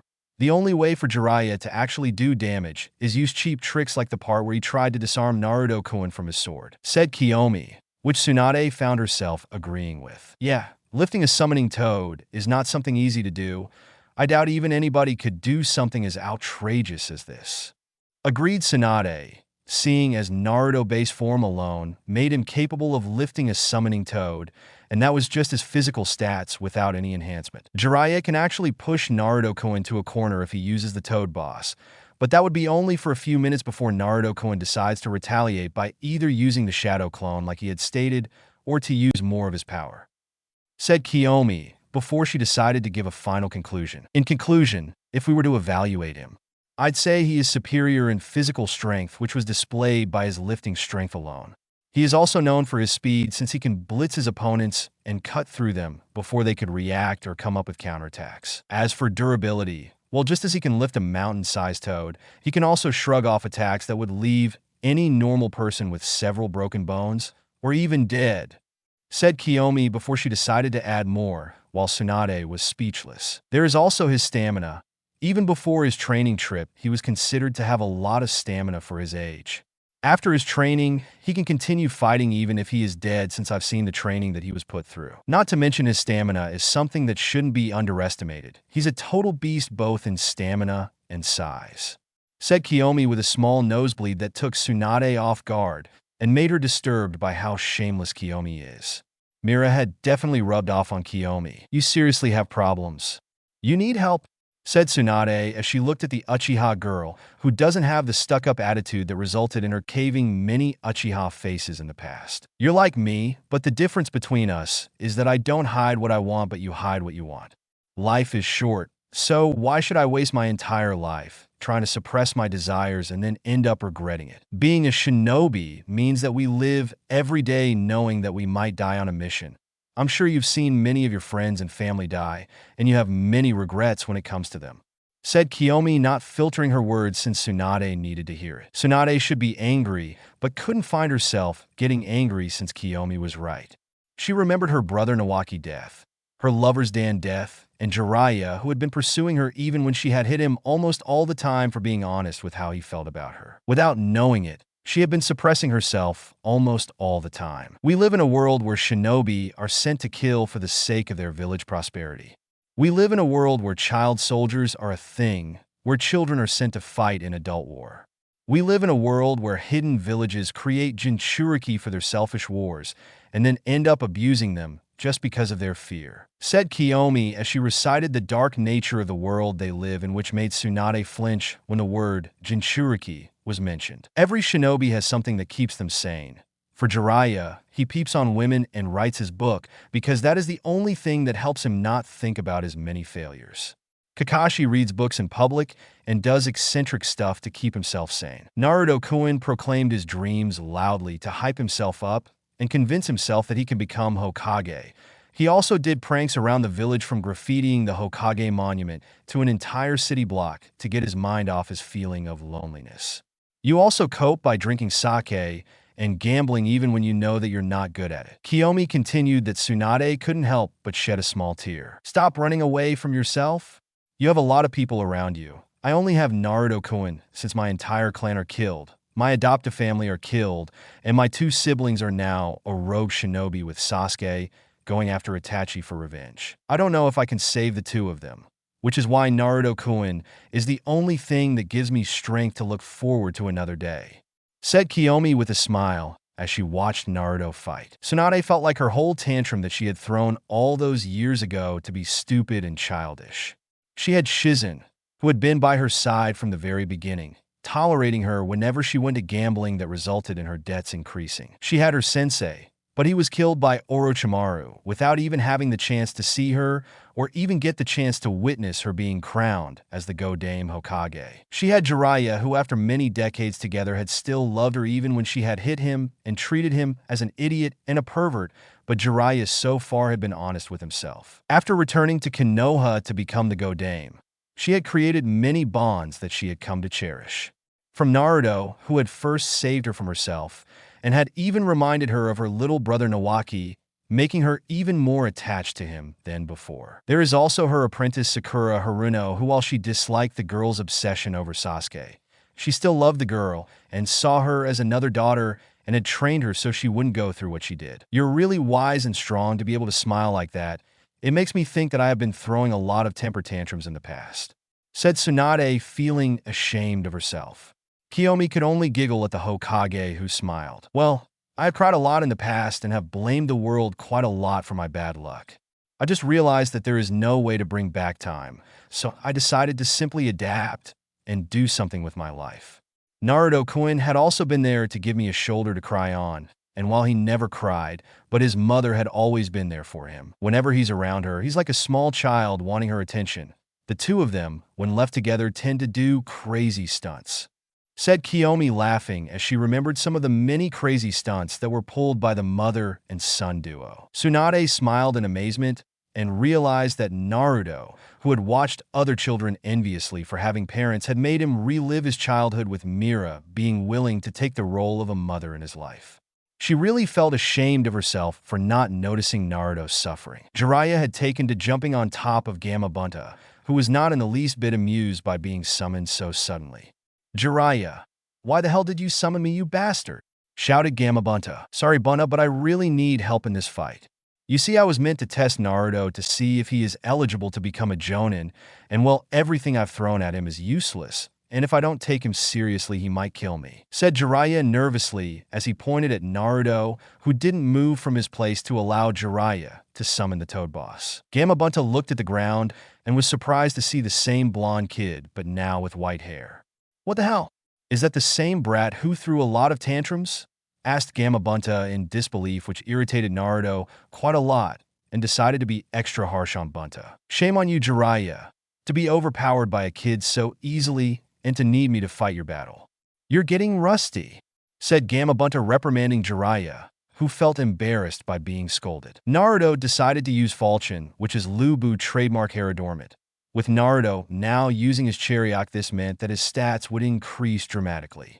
If Jiraiya thought that Naruto was strong before then, he was in for a rude awakening when he saw Naruto using enhancement to boost his overall stats. Time's up, fuckers, said Naruto fearlessly as Bunta looked at Naruto, before he had to draw his sword at the last second, as Naruto blitzed towards Bunta, clashing his sword against the large Yakuza sword of Bunta, resulting in a large shockwave to appear and uproot several trees several kilometers from the current battle site. Gamma Bunta felt scandalized at this very moment when he found himself being forced to crouch down as a large crater formed underneath him as a little brat the size of an ant is overpowering him. He could hear Jiraiya laughing at his expense and was planning to have a nice chat with the pervert after this is over. What's wrong, Bunta? You were saying that I should be ashamed to be overpowered by a brat. Now you're being overpowered by the same brat, said Jiraiya mockingly while Bunta was getting angry. Fuck you, Jiraiya. Once this is over, me and you're going to have a long chat, said Gamma Bunta, which made Jiraiya pale a lot, knowing that it won't be anything pretty. Can you really afford to look away, you oversized frog? I'm going to make you my new frog wallet after this, and we'll be confiscating that sword to add it to my collection of swords, said Naruto with a grin that made Bunta and Jiraiya shiver at the situation they were put in. Naruto brought the sword behind his back for extra power, and then slashed another time against the large Yakuza sword, causing a large tremor to appear while Gamma Bunta was trying to block to the best of his ability, but due to Naruto's size, it was a very strenuous task. Gamma Bunta then retaliated by a slash that sent Naruto away and into the forest, but he knew that won't be enough to harm Naruto. Jiraiya, we need to do something before the brat comes for our heads, said Gamma Bunta, realizing that Naruto was no joke, and Jiraiya nodded. Moonlight sword style, galaxy split, shouted Naruto as he released a slash attack that resulted in a forward vertical slash to be released, extending further than the length of the blade and uprooting more trees while at the same time wounding Gamma Bunta. Gamma Bunta cursed in pain as he jumped away, realizing that he was wounded and that Naruto had recovered quickly.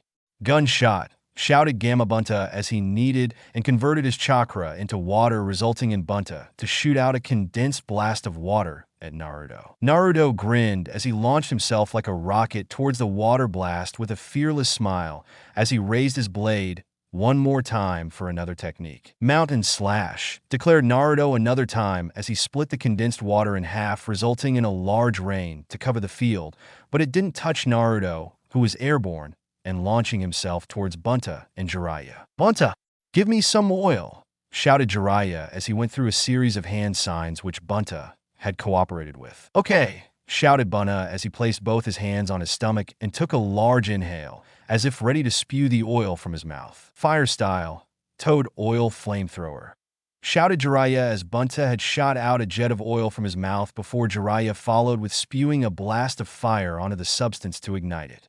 This resulted in a large flamethrower to appear on the battlefield. Naruto was taken off guard, having first assumed that Bunta will need time to do another jutsu after releasing Gunshot, so he could only internally curse. The two-way cooperation technique looked unavoidable to anyone, but Naruto was not going to easily give up, so he created a last-second shadow clone who proceeded to grab the original by the arm and flung him away from the attack, which resulted in the clone to take the full brunt of the attack.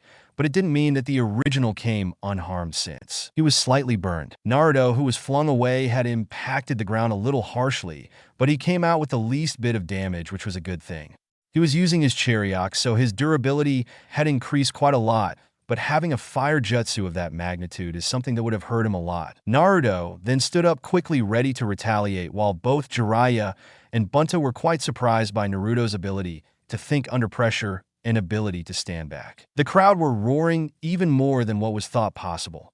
Everyone thought that Jiraiya had gained advantage with the Toad boss that was used by the late Yondaime Hokage to fight the Kyuubi, but they were proven wrong when Naruto used his Chariok and managed to force Gamma Bunta in the defensive for a few seconds. To be able to split attacks made by a well-known summoning clan is truly impressive. The one to comment was Hayashi Hyuga, who looked in pure awe and astonishment at the fight. Anybody would be wary of a summoning clan like the Toad clan, but to charge forward without any fear takes a lot of courage and guts. Sum Inuzuka was the second to comment, grinning in a very typical feral manner at seeing such an entertaining battle. Not to mention his ability to think under pressure is truly impressive. For him to use the Shadow Clone in such a manner shows good coordination between his clones.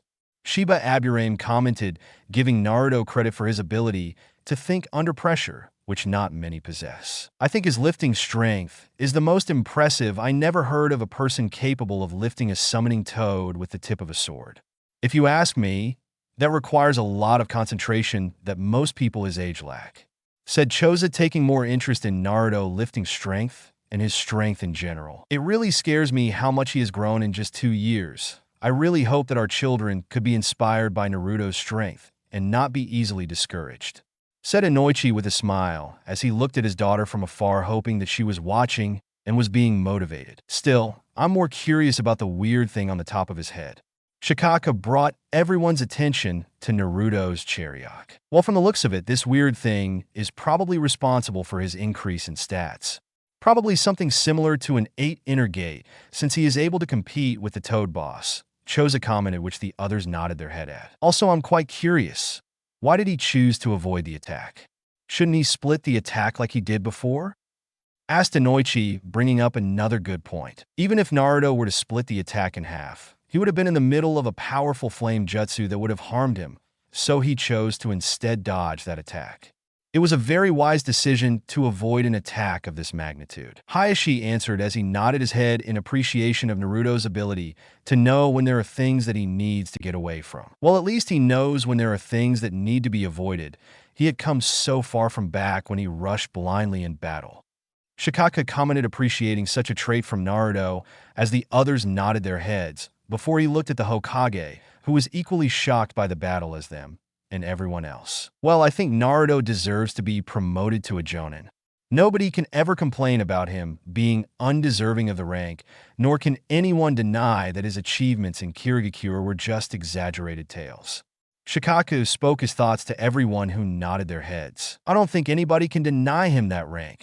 Inoichi commented as he chuckled a little and pointed towards the many shinobi of the village who had a few things to say about the battle, not to mention the academy students were already getting in the mood of the fight and were doing slashing motions in the AR, as if imitating Naruto. Well, at least the next generation of Konoha are highly motivated, which is both troublesome but also a good thing to see and hear. Said Shikaku with a smile. Naruto might actually be able to become Hokage like he said before. He's already at the level of a Sannin, and he's still, what, 14 or 15? Asked Choza, as everyone understood what he meant, and they could already see with the support of the shinobi of the village and some of the civilians coming along to acknowledge Naruto's strength. Naruto might actually secure his position as the Rokudaime Hokage. Chapter 15. Conclusion. Jiraiya versus Naruto. Naruto stood confronting Jiraiya and Gamabunta, whom he had to admit were both troublesome individuals. If they were going to continue with the same tactics of using high-scale combination jutsu, then he might have a lot of trouble dealing with them. This was the most trouble he had ever had. Not even Yagura had given him this much trouble. Then again, Yagura, despite being a very strong opponent, whenever he went into tailed beast mode, he became more animalistic even if he was in control of the tailed beast. So it was easy for him to read his movement and take him down. Naruto decided that he needed to end the battle before Jiraiya could start using more of his troublesome techniques. He then crouched slightly before he launched himself like a bullet towards Jiraiya, who was alarmed, but at the same time, he kind of expected something like that from Naruto. "He's coming," said Gamabunta, as he expected for Naruto to somehow clash swords with him, but to his surprise, Naruto was looking to fight Jiraiya instead, so he was able to dodge the sword strike that was aimed at him and use the steel of the blade to run on it and reach the top of Gamabunta's head. Naruto swinged his sword in a horizontal slash in an attempt to remove Jiraiya's head. Well, that's at least what others would see it, but Jiraiya was a Sannin, which meant that is comparable to a Kage-level shinobi, so dodging a sword strike is easy for him than for any other shinobi. Naruto wasn't easily discouraged as he followed with several sword swings while Jiraiya had dodged it, but Naruto was able to graze his neck, resulting in blood to leak out from his neck, but it was just a shallow cut and wasn't in the least bit life-threatening. Naruto tried to once more attack again, only for Jiraiya to open the palm of his hand, creating a Rasengan, and slammed it onto Naruto's abdomen, resulting in a large shockwave to appear, sending Naruto at light speed towards the forest, resulting in a large part of the forest to be ripped out by the sheer force of the Rasengan. The brat is really persistent. I doubt the Rasengan will be enough to wound him or even incapacitate him. If this fight continues, I might be forced to use the Sage mode, but I can't reveal that just yet. Jiraiya thought bitterly. He didn't think the time would come where he would be forced on the defensive in most of his battles. Gamabunta would have commented, but he chose to keep his eyes on the storm of debris that was caused by Jiraiya's Rasengan. He had learned that taking your eyes off Naruto for even just 1 second is dangerous. Just like the two had predicted, Naruto didn't stay down for long, as despite the severe burn in his abdomen and the blood leaking from his mouth, he was still able to stand up and smile. Tsunade.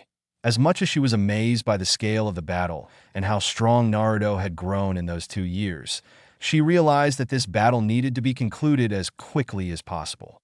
As such, she had stood up from her seat ready to take off towards the training ground to stop the battle. Naruto had already proven himself to be already qualified for the promotion to a Jonin. Everyone in the arena already got to witness that Naruto's strength wasn't exaggerated and that he's already at the level of a Sannin. Maybe even more considering that he's able to fight against Jiraiya and the Toad boss Gamabunta. There was no reason to drag this battle any longer and risk having the two of them with severe injuries.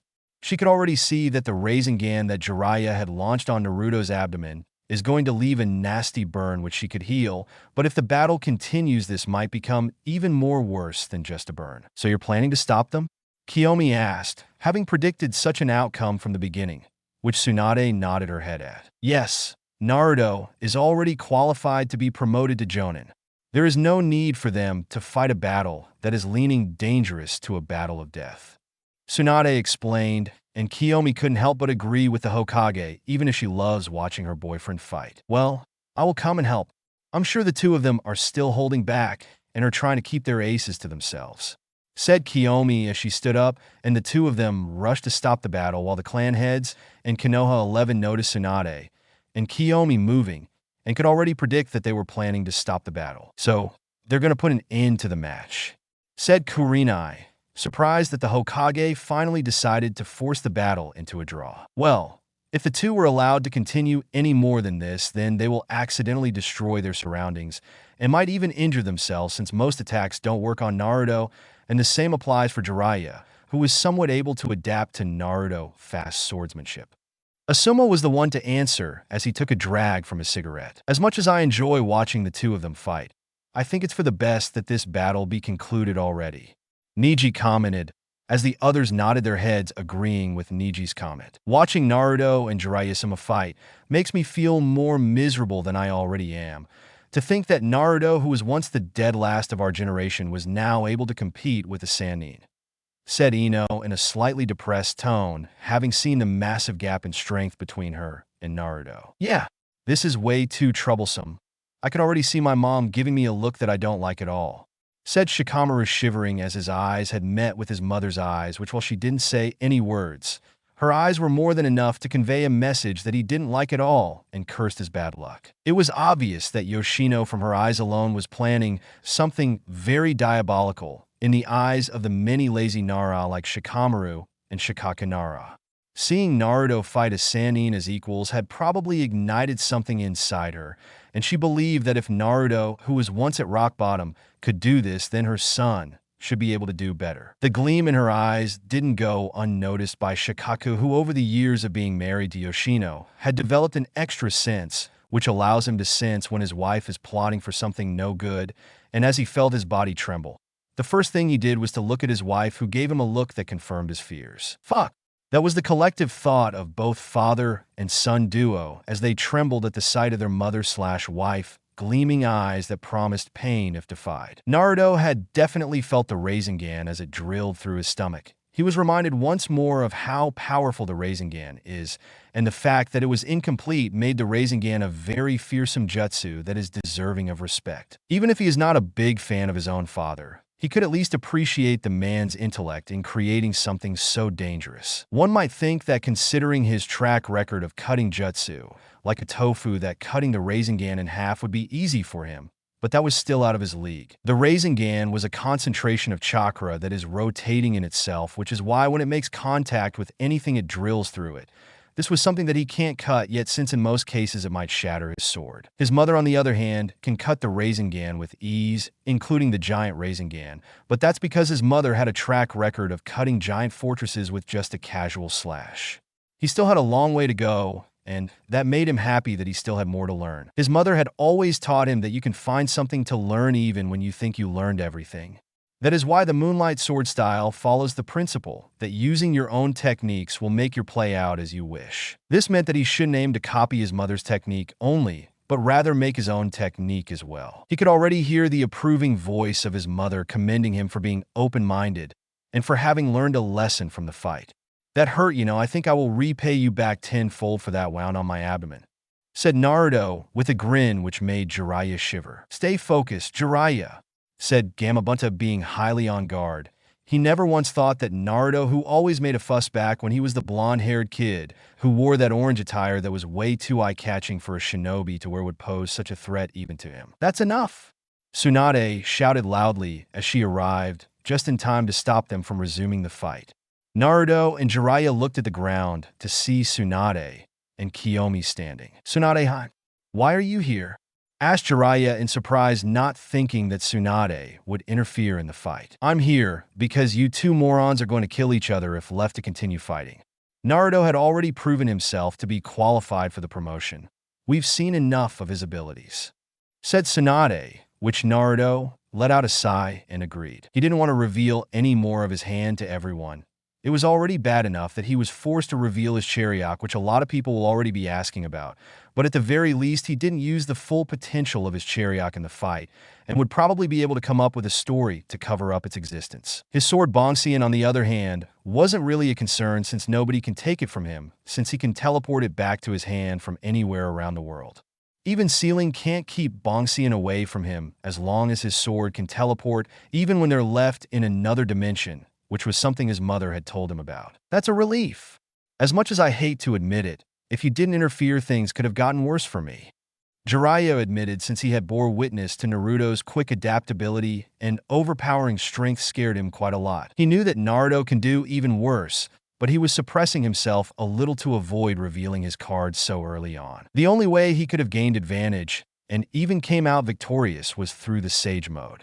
This was the only card that could have given him the victory, but he was not really confident that it would have lasted long, since Naruto would have adapted to him and beaten him. Naruto was already a Kage-level shinobi, and he was still in his early 15s. If allowed to reach his prime, then he will be the strongest shinobi and swordsman in the history. Well, I will be returning to the mountain for good sake, muttered Gamabunta, being quite relieved that the fight is over since he still had that cut on his chest that he received from Naruto before he looked at Naruto. "Hey Naruto, do come to Mount Mayaboku for a drink. Something tells me that drinking with you is going to be more enjoyable than with the pervert sitting on top of my head," said Gamabunta with a grin, which was matched by Naruto. "I will make sure to free some time for a drink," said Naruto, accepting the offer, which made Gamabunta pleased and Jiraiya irritated by the comment. "Speaking of the pervert, I will drag your ass to Mount Mayaboku for your funeral, so enjoy what little freedom you have left before I get my hands on you," said Gamabunta, which made Jiraiya pale like a sheet of paper before Gamabunta left to Mount Mayaboku, leaving Jiraiya to fall to the ground. Tsunade was chuckling in amusement seeing the fear in Jiraiya's face, and she knew that he had messed up big time. Kiomi had giggled a little before she moved to fuss over Naruto abdomen burn as Naruto stopped using his Chariot, feeling somewhat drained, but not enough to want to sleep. "I'm okay.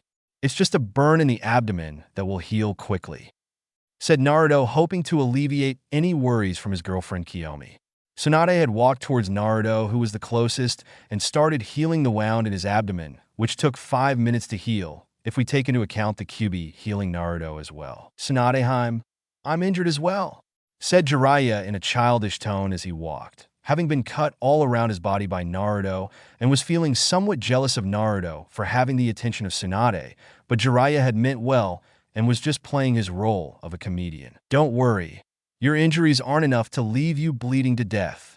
Besides, Naruto takes priority considering you shoved a Rasengan to his abdomen, which should leave any shinobi in a critical condition," said Tsunade, remembering the state of Kabuto when Naruto first used the Rasengan on the man. Jiraiya had understood, which is why he didn't make much fuss over the situation and watched as Tsunade finished healing Naruto before she went to heal Jiraiya, who had been quite pleased to have his Tsunadeheim heal him as well. "I'm so happy that you care for little old me," said Jiraiya in his usual flirting tone, which normally would earn him a punch from Tsunade, but the latter only smiled, realizing that she doesn't hate that side of Jiraiya. "Well, we should head back.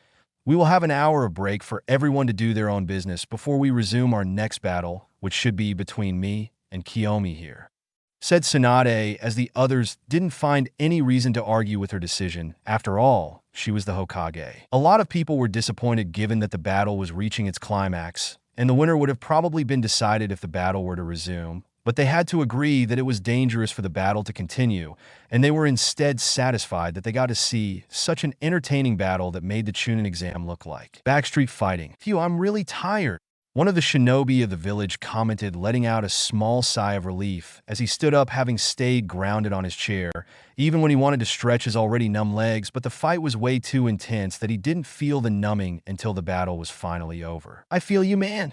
Let's go have a drink before the next battle starts. We have an hour to take a breather," said his friend, who was another shinobi, standing up and inviting his friend for a drink, which the first guy had found appealing. "But man, this fight was legendary.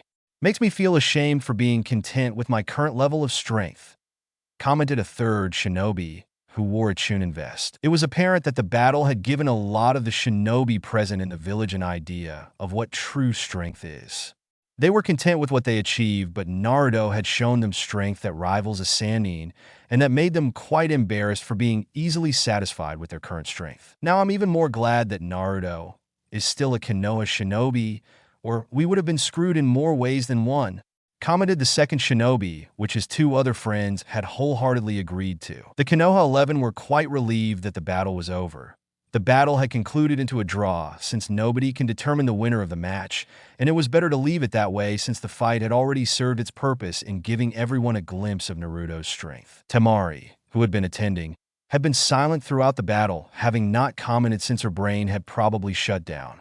She was a strong kunoichi and had seen and dealt with far worse, but the scale of the battle had terrified her and left her in shock. She at first thought that the many rumors she heard about Naruto were just exaggerated tales, but she was proven to be wrong, and she knew that the two of them weren't at their peak yet, and were just getting a feel of each other's strength for most of the fight. It was only at the end that they were starting to get more serious. "This is leaving me with a terrible headache. I think I need a drink to calm down after this." Temari voiced her complaint that nobody could blame her, because they were in a similar situation. Niji gave her a sympathetic look. Others like Kiba, Lee might not think much about the fight aside from seeing it as a source of entertainment. And in Lee's perspective, it was a source of motivation. But for smart people like them, who likes to observe even the most stupidest and tiniest details, the fight was beyond their wildest dreams. In such a situation, they needed some sort of timeout to clear their thoughts, which is why some would need a drink to numb the headache, such as Temari, who was already standing up and was dragging an unamused Shikamaru to buy some alcoholic beverages. To think Naruto, my rival, would surpass me like this, said Kiba, mulling over his defeat as Naruto had displayed strength that not even he can match. His bold claim had earned him looks from Konoha 11. Rival? That's such a very bold claim, Kiba-san. Naruto far outclasses you even before the training trip. Shino bluntly responded to Kiba's bold speech, unknowingly shattering Kiba's pride without even feeling any ounce of sympathy. Denial isn't a good thing for one to have, Kiba-san. We must always know our limits. Niji added to Shino's comment, making Kiba crumble in front of everyone. You bastards!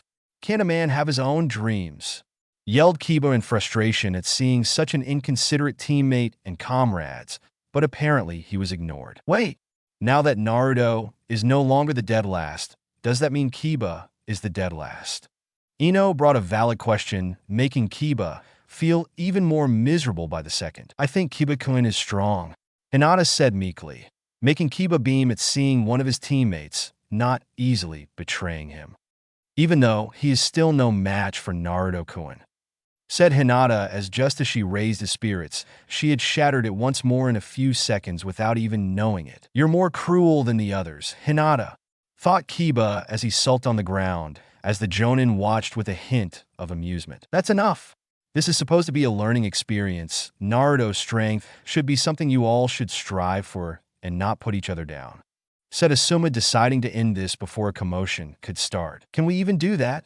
Asked Choji, feeling outclassed by Naruto, especially when he saw Naruto lifting a large toad with the tip of a sword. He can never do that even if he uses his family expansion jutsu. We're not asking you to reach his level, but rather look at improving and become a better version of yourselves. In only 2 years, Naruto achieved strength that put him at the level of a Sannin. I don't see why none of you should be able to grow stronger, said Kurenai, deciding to interfere and correct them before they misunderstand them. Everyone has their own pace. Don't rush because it would be unyouthful if you end up badly injuring yourself, said Guy, giving his own wisdom, which made him receive many stares. Says the guy with a ridiculous training regiment. That was the collective thought of just about everybody who heard Guy's claim. The only one who seems to be on board with Guy is his copy Rock Lee. It was obvious that regardless of the current power gap between Naruto and them, they still felt motivated and determined to one day grow stronger and reach their potential just as Naruto did. Even if they can't compete with Naruto, at the very least they can work hard to not be a burden on him. Being a burden on Naruto was the last thing any of them wanted. Naruto had proven to them that with dedication and training you can achieve your goals, and they will do the same by training even harder than before. Naruto had quickly made it back to the arena, being clapped by those around him as they cheered from him, acknowledging the strength that he had just displayed right before their eyes. For the old Naruto, he would have obviously relished in such attention and acknowledgement, and would have paraded around the arena. The current him acknowledged the praises, but he wasn't interested in what they thought about him. He was past the phase where he thought about how others felt about him, but now he doesn't care if he is perceived as the most evil person in history as long as his mother, Kiomi, Tsunade, and a few others of his precious people remained by his side. That is all that mattered to him. His mother had once lost her memories and was brainwashed into committing a lot of mass genocide.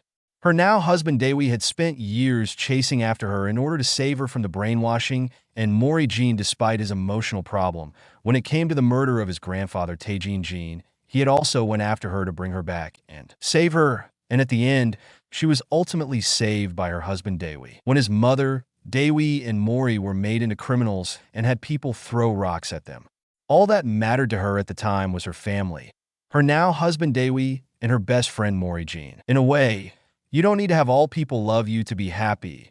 As long as you have just one person who is willing to go through hell for you, then that's what matters. Naruto had finally understood why his mother can easily smile after everything she had gone through. She had a few people that stuck by her side till the very end, and she was happy with what she had and didn't care about others' opinion. I thought you'd be excited when hearing the cheers?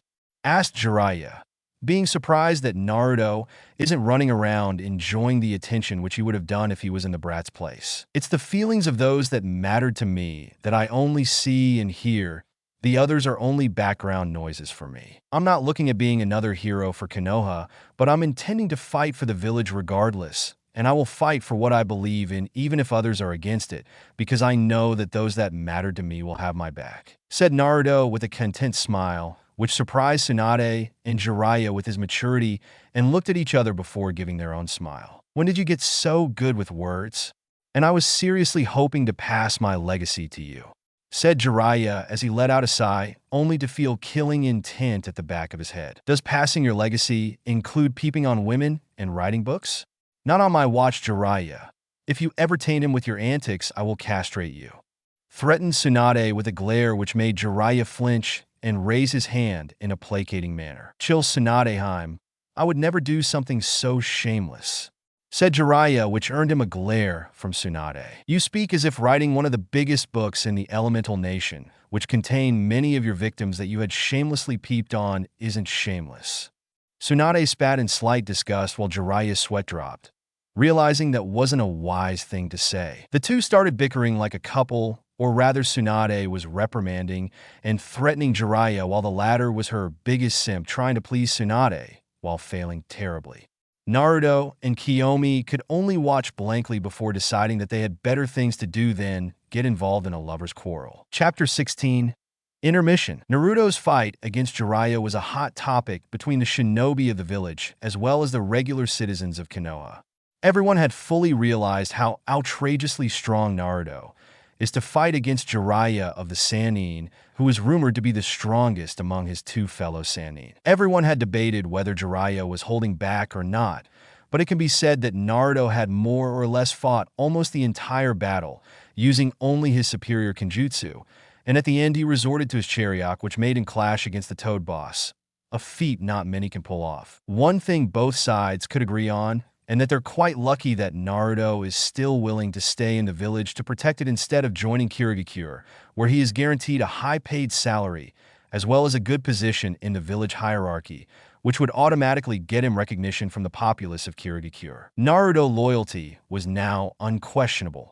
For the citizens of Konoha who still harbored some resentment towards the Nine Tails container had started to review their own opinion on Naruto, although some could be considered to be hard-headed and are unable to adapt to the change or accept that they were in the wrong. For the shinobi of Konoha, a lot of them had already started to view Naruto in a positive light during the finals of the Chunin exam. They were shinobi, as such they knew that the seal in Naruto's stomach was made by their beloved Yondaime Hokage, who was taught by the seal master Jiraiya, so they knew that Naruto wasn't going to be easily influenced by the Kyuubi. When Naruto had returned stronger and smarter, managing to even fight one of the legendary Sannin as equals had made the shinobi side grow to respect him even more than before, especially when it was revealed that he turned down the Mizukage offer to join her village despite being given a high position. In just a few minutes since the end of the battle, and mostly everyone was crowding Naruto, trying to talk to him.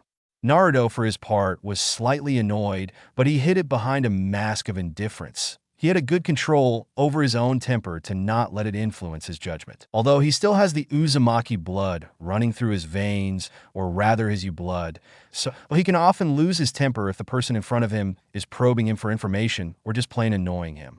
Still, he was not a perfect human being, and he was happy to know that since it means he still had a lot to learn. That aside, the people surrounding him were disorganized. Each person was trying to ask him a question or try to start a conversation with him, like they were some longtime friend that he didn't know about, which if you asked him, it really annoyed him since he recognized some of them who ignored him or in some cases mocked him and bullied him. There were obviously the fangirls, some who simply watched from afar ogling him and speaking dreamily about him, while some of the bold ones were trying to get touchy with him or press their assets onto him. But Naruto wasn't that type of person who can't keep it in his pants after having a girl flash her cleavage to him. Maybe Jiraiya would, but not him. Besides, Kiomi was way better than any of those, not only because Kiomi was a rare beauty, but because Kiomi was strong. He likes strong and independent women who aren't damsels in distress who need saving every second. Kiomi has pride as a kunoichi, and she doesn't self-destruct by dieting like some of the women that are trying to seduce him. He felt some pity for them. If he was the same runt as before, he might have actually entertained this kind of attention. Being formerly the boastful person that he was, he probably would have sat there with a smug look and started his exaggerated tale about his great exploits in Kirigakure. Now, he is no longer the same immature child who craved attention and acknowledgement at the expense of his own reputation around the village. He didn't need them anymore since he had his precious people like Kiomi and other individuals. After all, if those people couldn't be there for him when he's at his lowest point in his life, then they don't deserve to be around him when he's successful. A friend who understands your tears is much more valuable than a friend who only knows your smile. This was something that his mother had once told him in the past. When she was training him, she had made sure to clear his misconception about a lot of things that includes about the people he once called his friends. One thing people seem to misunderstand is friendship.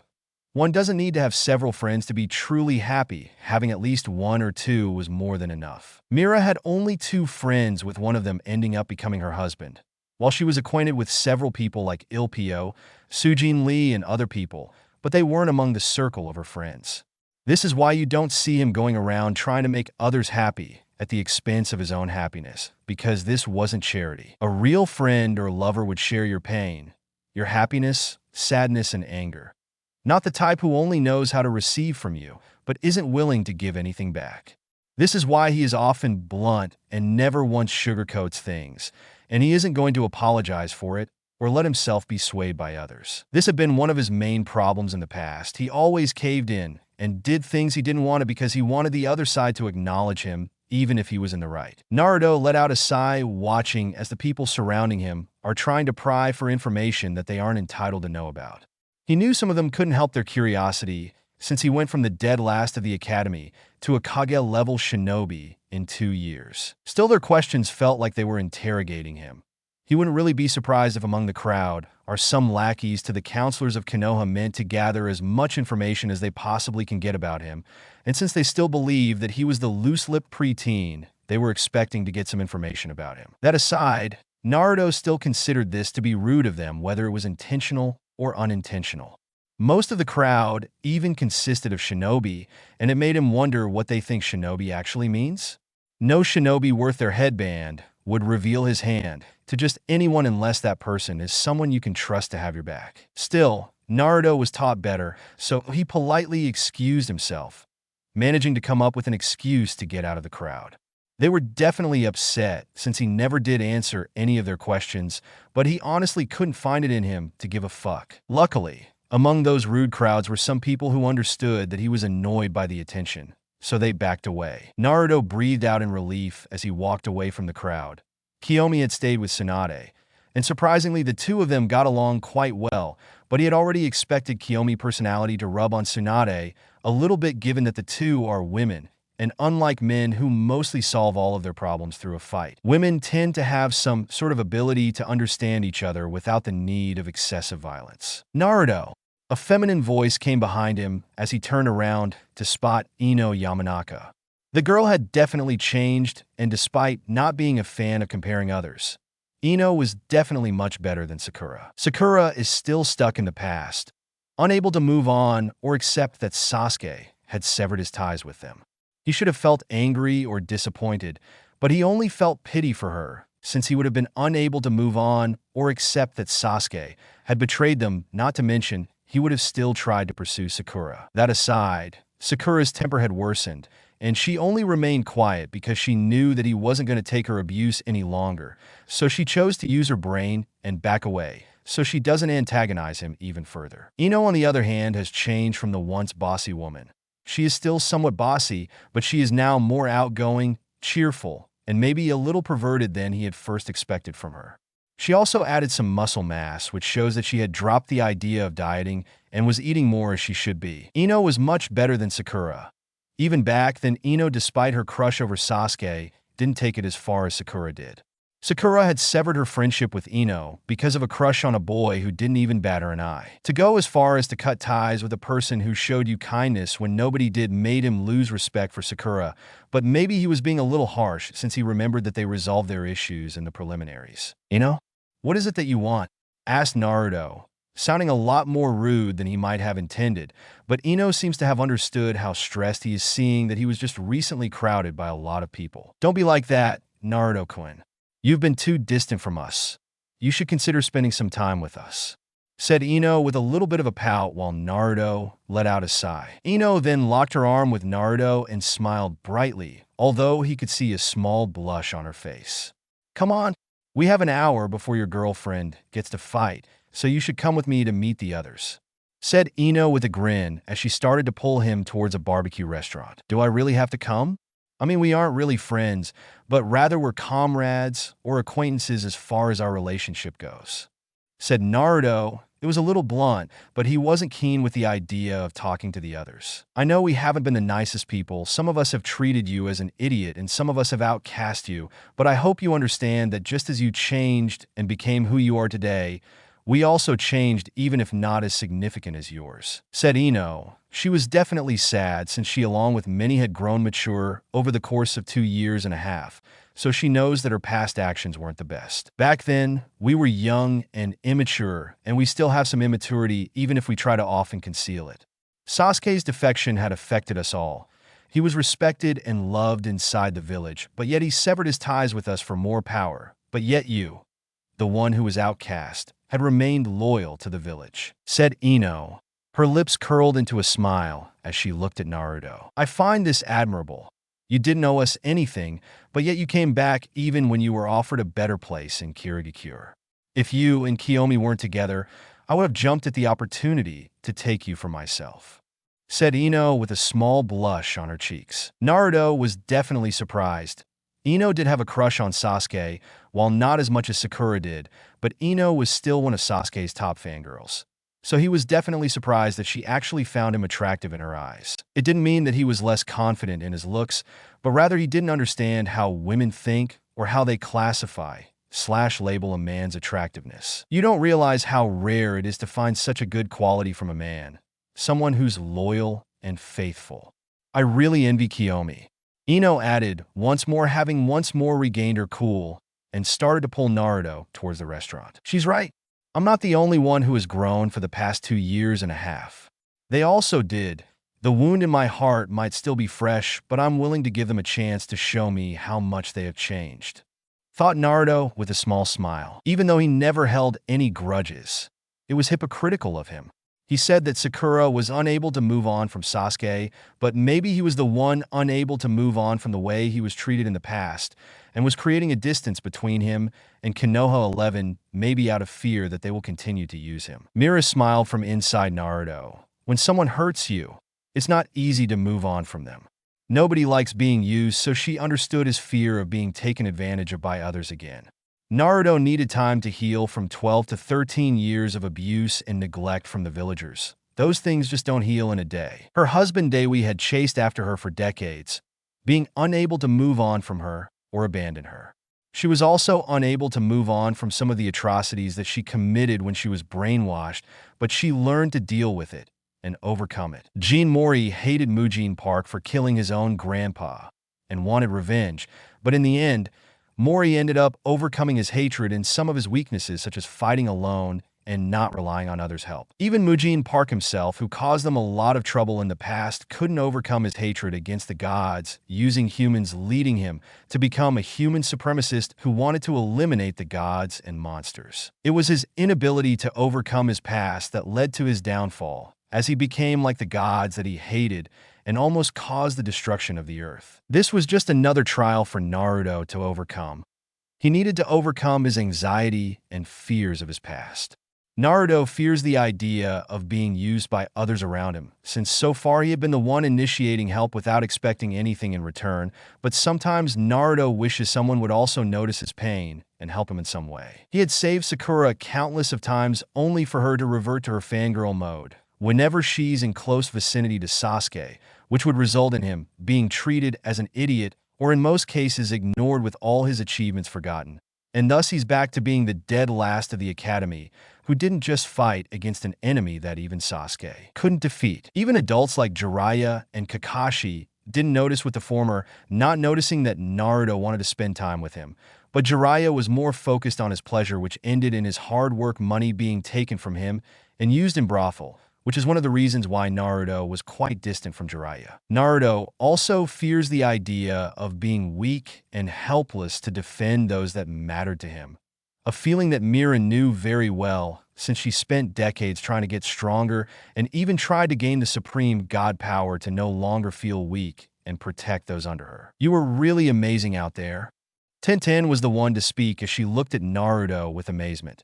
She had seen Bongxian, and she had resisted the urge to ask him to see it since she was warned beforehand. They wanted to talk to Naruto without making him uncomfortable. If they were to start asking questions about his ability, then it would be like telling him that they only are starting to take interest in him due to his powers, which is not what a good friend does. Thanks, Naruto replied awkwardly.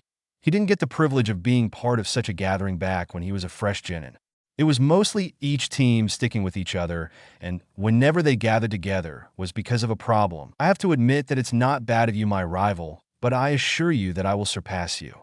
Kiba spoke with his eyes closed with his thumb resting on his chin while giving a toothy grin, trying his best to look cool. Naruto looked at him blankly, wondering what the idiot was blabbering about. It wasn't him alone, the rest turned to look at him as well, but Kiba was in his own little world to even notice.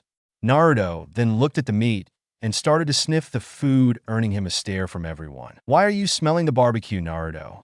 asked Kiba, but he wasn't prepared for Naruto's answer, nor were the others prepared. I was wondering if there is anything funny in this meat, given that you're spouting some bullshit, not even 5 minutes after eating those barbecues, so I was checking if our food is drugged," said Naruto bluntly, resulting in Konoha 11 to burst out in laughter. Even Akamaru was laughing at his owner. Kiba was definitely embarrassed since his face was red. Whether it was out of anger or embarrassment, nobody really minded him that much. "Not cool, man," said Kiba with a frown as he let out a huff, while Naruto wasn't bothered that much by Kiba anger or embarrassment. That's what he gets for spouting something so ridiculous. "My bad, I didn't know you were one for jokes, so I assumed that you were either drugged or were trying to get me to laugh," Naruto added. Kiba was being dissed hard as he was treated as a clown, while the others chuckled a little. "That aside, if you want to reach my level, then sitting on your ass every day won't get you anywhere, Kiba. I trained every day for hours until I fainted and my muscles were sore, so unless you can casually destroy a mountain, then you're nowhere near my level," Naruto added even more calmly while the others listened. "All of you are capable of getting stronger if you actually try to expand your arsenal and not become a one-trick pony." The Yondaime Hokage was an orphan, but had improved on the flying Raijin and became the yellow flash of the leaf. He also created his own jutsu, said Naruto while the others took his words to heart. "Just find something you're good at and master it, and if you're dedicated enough, improve on it. Use your creativity and don't limit yourself just because of a clan tradition, because those who can't adapt to changes don't survive for long, and if they did, they don't get far in the shinobi world, so don't be stubborn to think that your current skills are enough," said Naruto bluntly, making them quiet. Everyone knew that Naruto's words were true. For people like Neji and Hinata, they were practically forbidden from even altering the Hyuga Gentle Fist, as it will go against the tradition of the clan, and the elders will be pulling their hair in anger. Even using weapons like swords is an insult to the Hyuga clan, because the clan pride itself in their superior taijutsu. While you're certainly right, our enemy could easily adapt to our strategy if we don't improve from our side, since it will make us more predictable and it's unlikely to surprise the enemy," said Shikamaru. Being part of a clan of lazy geniuses, he understood the meaning behind Naruto's words. "Humu, Papa always said that I should master the clan technique as well as improve on it, because eventually the enemy will come up with a way to deal with our techniques," said Ino, finally realizing what her father was thinking from his part. "That certainly is logical," Shino replied, giving a brief answer showing his support towards Naruto's speech. "How truly youthful. I rockly will take my training to the next level in order to become a great master taijutsu user that surpassed Gai-sensei, as well as you, my eternal rival," Lee said, obviously declaring Naruto as his eternal rival. Sure. Good luck," said Naruto calmly, which made Lee smile happily while Kiba became annoyed. "What? Why did you tell him good luck and not me?" asked Kiba. He was embarrassed by Naruto when he declared him his rival, but the quirky Lee was told good luck. "No offense, but Lee is stronger than you, Kiba," Lee also has the 8 inner gates, which is an annoying technique to deal with. So, he's most likely the one who will give me a headache in the future," said Naruto bluntly, making Lee beam happily while Kiba sank on his seat, probably depressed. "Naruto-kun, how youthful of you," said Lee, trying to throw himself at Naruto in order to hug the former blonde, only for Naruto to grab onto his face, almost crushing it in his iron grip. "Don't be a weirdo.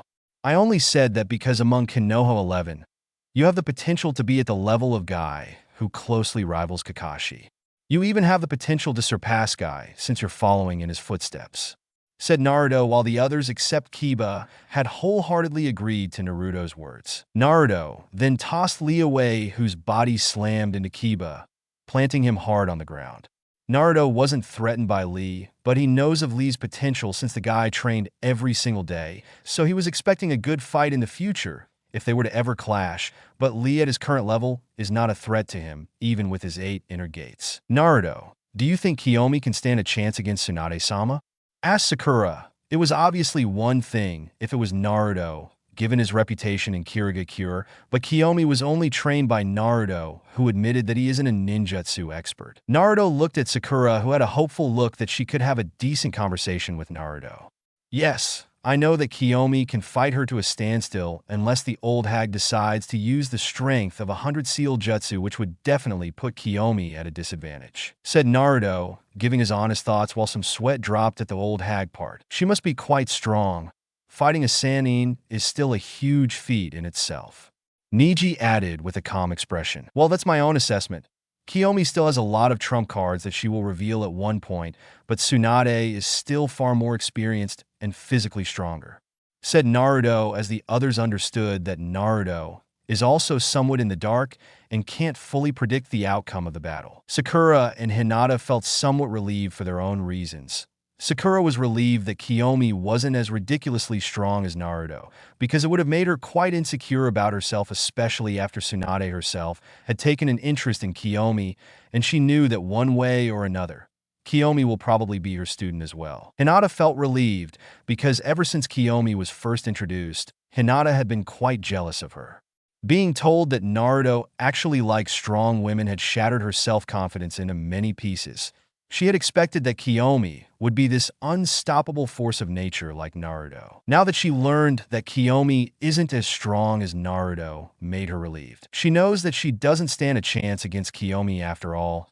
Fighting a Sannin is still something not many shinobi can do, especially her. All Tsunade would need is a good punch, and she'd probably be unconscious, but Kiomi could probably put up a decent fight, maybe even push Tsunade to fight harder, but that was still better than having her overwhelm a Kage-level shinobi like how Naruto almost defeated Jiraiya hadn't the match been stopped. There is no need to come up with speculation.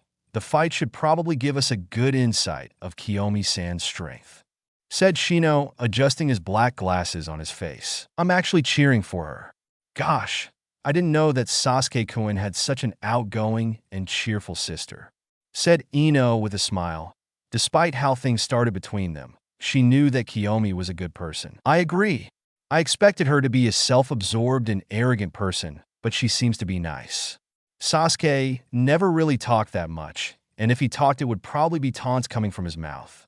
Tenten added her own words with a smile. "Kiomi doesn't like her clan ego. Due to past circumstances, she's not really fond of her clan, and I can't blame her after what she went through," Naruto said, making them surprised by his words. Everyone smiled, even though Naruto wasn't talking as much as they had hoped, but they successfully managed to get him to acknowledge them, which is enough to make them happy that they managed to get through to him. All of them were determined to help Naruto, just like he had helped them in the past.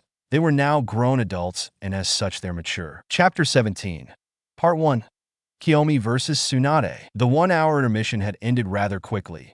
Everyone had quickly found themselves back in their respective seats in the stadium, ready to see the final battle for the day, which would determine if Kiomi is eligible to be promoted as well or not, although everyone knew that she was at least going to be promoted to Chunin or Jounin if she managed to impress the audience and the Hokage herself. Naruto had surprisingly enjoyed the gathering with the Konoha 11, even if it was tense given his change of demeanor.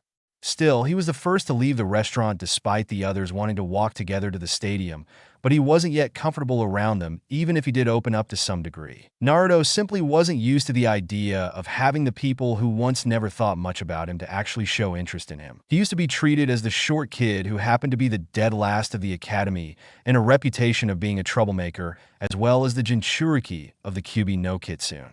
His intelligence was also something that was used to describe how simply idiotic he is, which, while it was true, it simply hurt his feelings. Now he became smarter and stronger than before.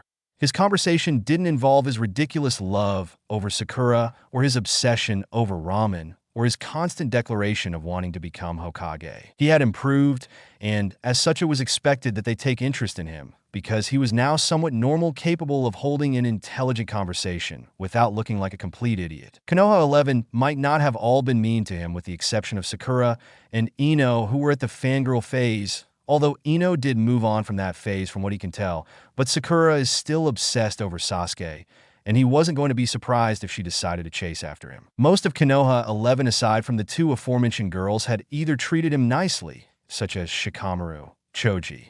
There were those who were nice to him, but didn't talk to him or couldn't talk to him, such as Shino, who obviously didn't talk that much. Tenten, who was older than him by a year, so they didn't often meet, and Hinata, who was too shy to properly hold a conversation. Then there were those who dismissed him, such as Niji at the beginning before the final of the Chunin exam.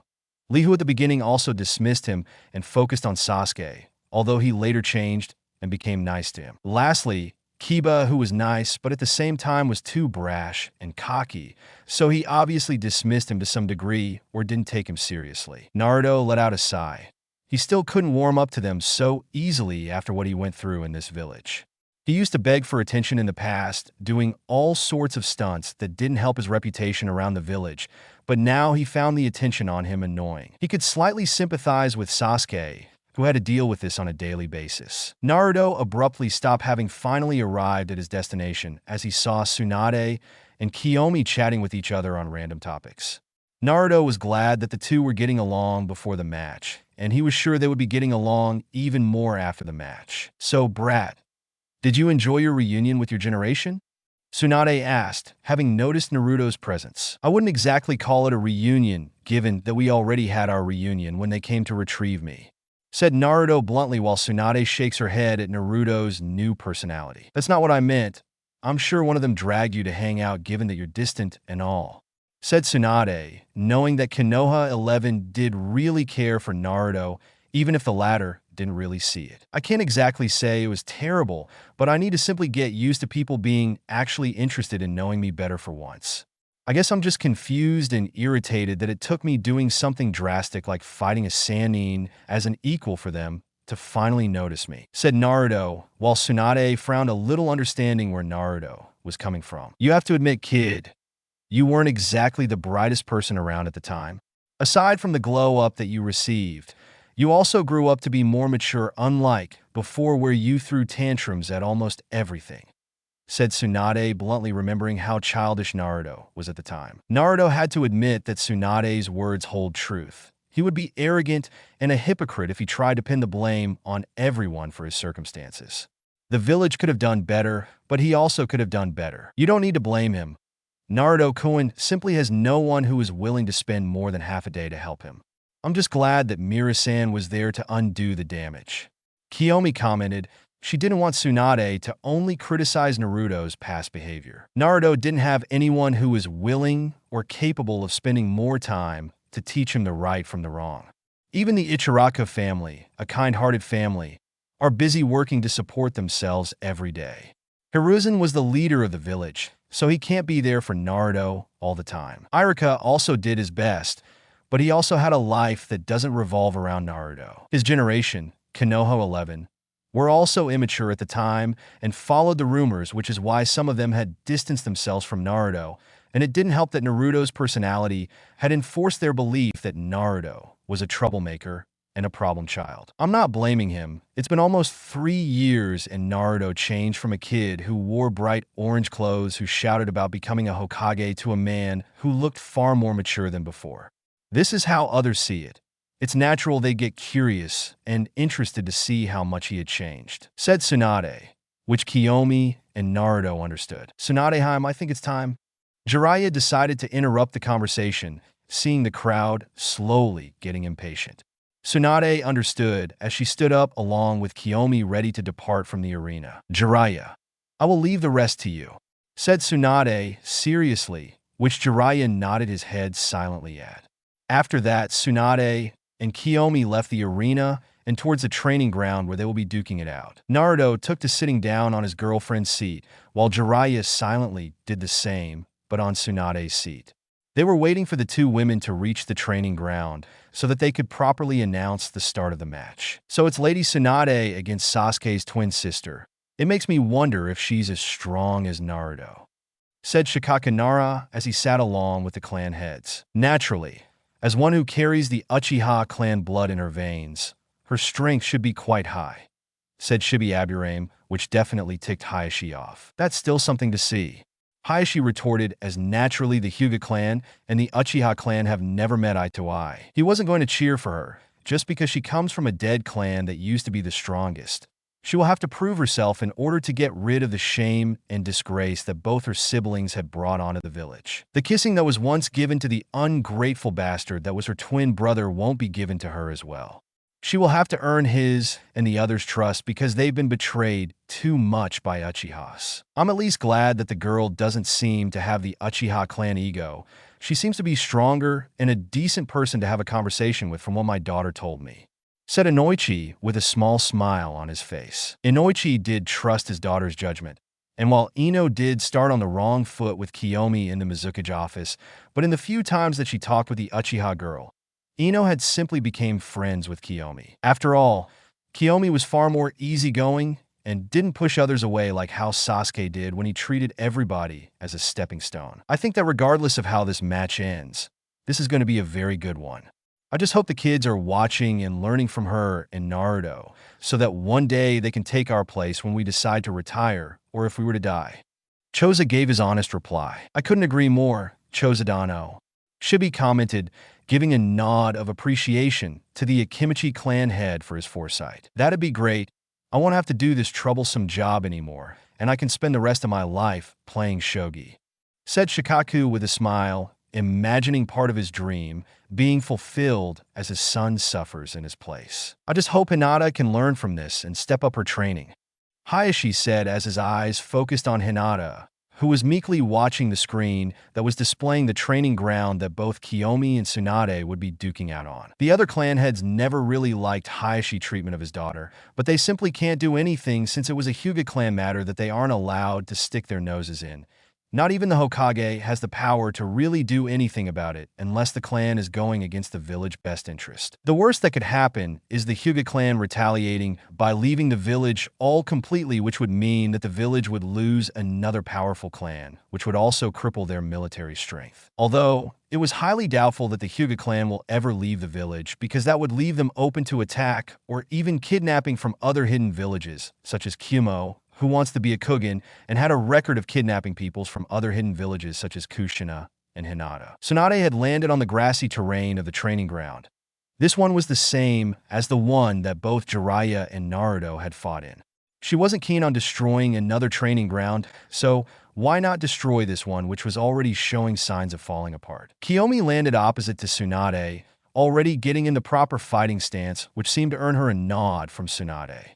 An enemy won't wait for a signal to start, but for now this was a test, as well as a show for the people of Konoha, who came to watch today. There was no buzzer or a head start for the battle, which is why Tsunade didn't hesitate to initiate the attack. Faster than most shinobi could react, Tsunade was already at Kiomi, her legs raised in an axe kick as she came flying down on Kiomi, but the Uchiha girl had been trained to fight against Naruto, who was way too fast even with her Sharingan activated. Kiomi jumped back as Tsunade's heel connected to the floor, causing it to crack before an entire part of the training ground fell under pressure and created a decent-sized crater, which the Senju princess stood in the middle of it unfazed. Kiomi's hand quickly reached her pouch as she threw with dead accuracy barges of shuriken, which Tsunade had started to dodge with ease, but that was part of Kiomi's plans because the Uchiha princess was already in front of the Senju princess, delivering a high kick to Tsunade's chin which sent her flying a few feet away. Not bad, Tsunade grinned as she knew that her chin was already bruised from the kick, but she didn't dare take her eyes off Kiomi. It's a common rookie mistake for shinobi to drop their guard down in any shape, that be when landing a hit on your opponents or when you try to check your injury in the middle of a fight. Thanks for the compliment, said Kiomi with a smile as they stared at each other for a few seconds before they met once more in the middle, their fists connected with each other. Normally, that'd be reckless of Kiomi to engage in a fist fight with Tsunade, who was known for her legendary monstrous strength, but Naruto was far too dangerous than the old hag, so she didn't struggle as much as one might think. You're quite brave to face me off in a fist fight, said Tsunade as she delivered a powerful knee to Kiomi, who reacted quickly as she could by bringing both her palm to block the knee, but that strength behind it was enough to stand her a few feet off the ground. Fire style, fireball jutsu. Kiomi breathed a large ball of flames towards Tsunade, having already made the hand signs when she received the knee from the Senju princess. Tsunade let out a huff as she reared her fist back before delivering a punch to the air, causing the shockwave from her punch to disperse the searing jutsu, but just like she expected, Kiomi tried the same tactic of hiding behind her attack to get Tsunade off guard. Too naive, shouted Tsunade as she punched Kiomi hard, but to her surprise, Kiomi exploded in smoke, making her realize that it was a shadow clone as she felt a kick to the side, resulting in her to crash hard in several trees. Who's the naive one here? I'm not that simple as to make an obvious attack more than twice, said Kiomi as she watched Tsunade spit blood on the ground and smirk. Should have expected that with you hanging around the brat, you were bound to take after him. You must have a large reserve of chakra if you're able to summon one without looking at least tired, said Tsunade as Naruto was simply an anomaly. Being an Uzumaki as well as a Jinchuriki, his chakra reserves were simply too much. I will take that as a compliment. Now I think we should start upping our game. Wouldn't you agree? Said Kiomi, which earned her a smirk from Tsunade, who couldn't agree more. I was just about to say we skip the warm-up. I already know you can take a hit. Let's see how long you can last against me, said Tsunade as the two smirked and disappeared in speed and started to clash fists with each other, causing tremors and for craters to form around. Wow, she's really amazing, Ino commented with a bright smile on her face as she watched the exchange of fists between the two princesses. Despite starting on the wrong foot with Kiomi, the two of them did manage to get along during their journey back to Konoha. Ow! That should hurt, having to clash with Hokage-sama in a fist fight, said Tenten, having idolized Tsunade long enough to know about her monstrous strength that was known to be used on perverts like Jiraiya and her victims of her anger. Great! She's also a monster as well. How troublesome. Shikamaru had obviously started complaining, which earned him a glare from Temari and Ino. Shut up. Can't you just enjoy a fight without complaining every time? Temari said with annoyance in her voice, which made Shikamaru stop. He didn't want to deal with the troublesome sand ninja any more than he already has too. She's so youthful. Fighting against Hokage-sama on equal ground is truly a testament to her youthfulness. I'd like to fight her as well, said Lee with excitement in his eyes. I guess this kind of performance is just expected of the Uchiha princess. Her taijutsu is truly top-notch. I guess this much is also expected from Naruto's partner. Neji complimented, having been humbled in the past by Naruto. Hinata seemed to gain a gloomy air around her at the mention of the partner part, even though she knew that Neji was trying to word it differently for her own sake, but that didn't change that Kiomi was already taking the position that she had always wanted. She's really strong. Is that what he meant when he said that he likes strong women? I can never fight Tsunade-sama, much less my little sister, thought Hinata bitterly. Despite becoming strong according to her teammates, her sensei, and Neji, she was still quite weak. Hinata wasn't the only one who seemed to be depressed from just watching the fight. Sakura was looking at the fight with shame as she looked at her sandals before her eyes darted to her current figure. She had definitely filled up, unlike before when she looked like a gust of wind could knock her out. Still, she realized the difference between her and Kiomi.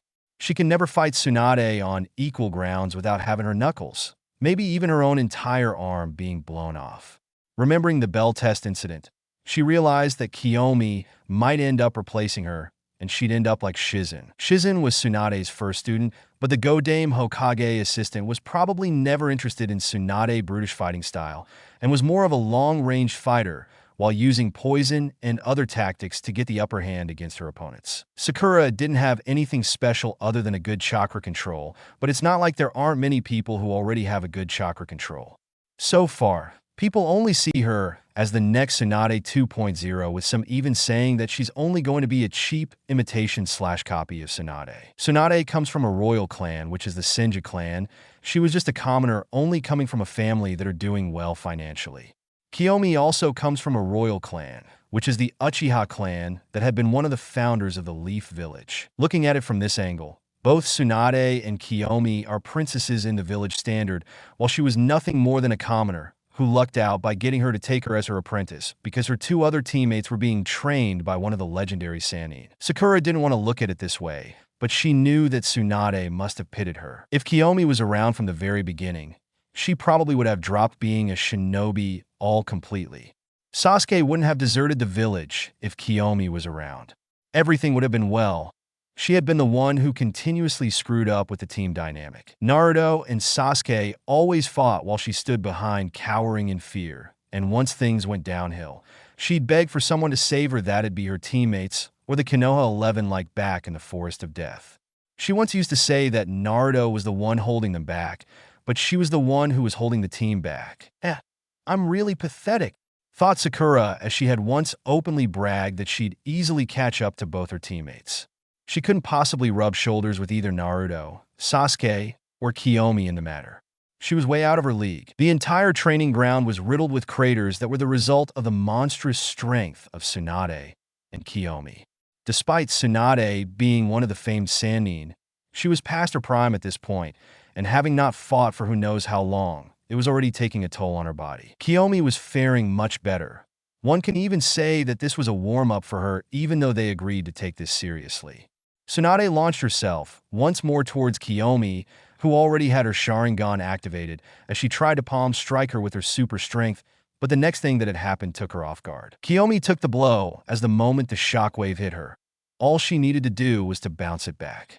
It was a technique that was taught to her by Mirai, who had a devious look on her face and told her that she will know later why she was teaching her all of this. This technique was called wave rebound, as she raised one leg before slamming it once more to the ground, resulting in the shockwave from Tsunade's strike to bounce back towards her, sending her flying in the air while coughing blood. Kiomi didn't end it there. She decided to shorten the distance between her and the Hokage by using hyperspeed, causing her to appear in front of the Hokage, who wasn't fast enough to react. This wasn't the end for Kiyomi's assault on the Hokage, as she followed with Baekdu, which was a knee attack directed to the Godame's stomach that sent Tsunade flying at a blinding speed back to the ground, causing the area they were fighting on to be leveled. To the spectators, it looked like Kiomi had flipped the table completely over Tsunade, who wasn't used to that kind of speed, or rather she hadn't even fought for years ever since she left the village all those years ago.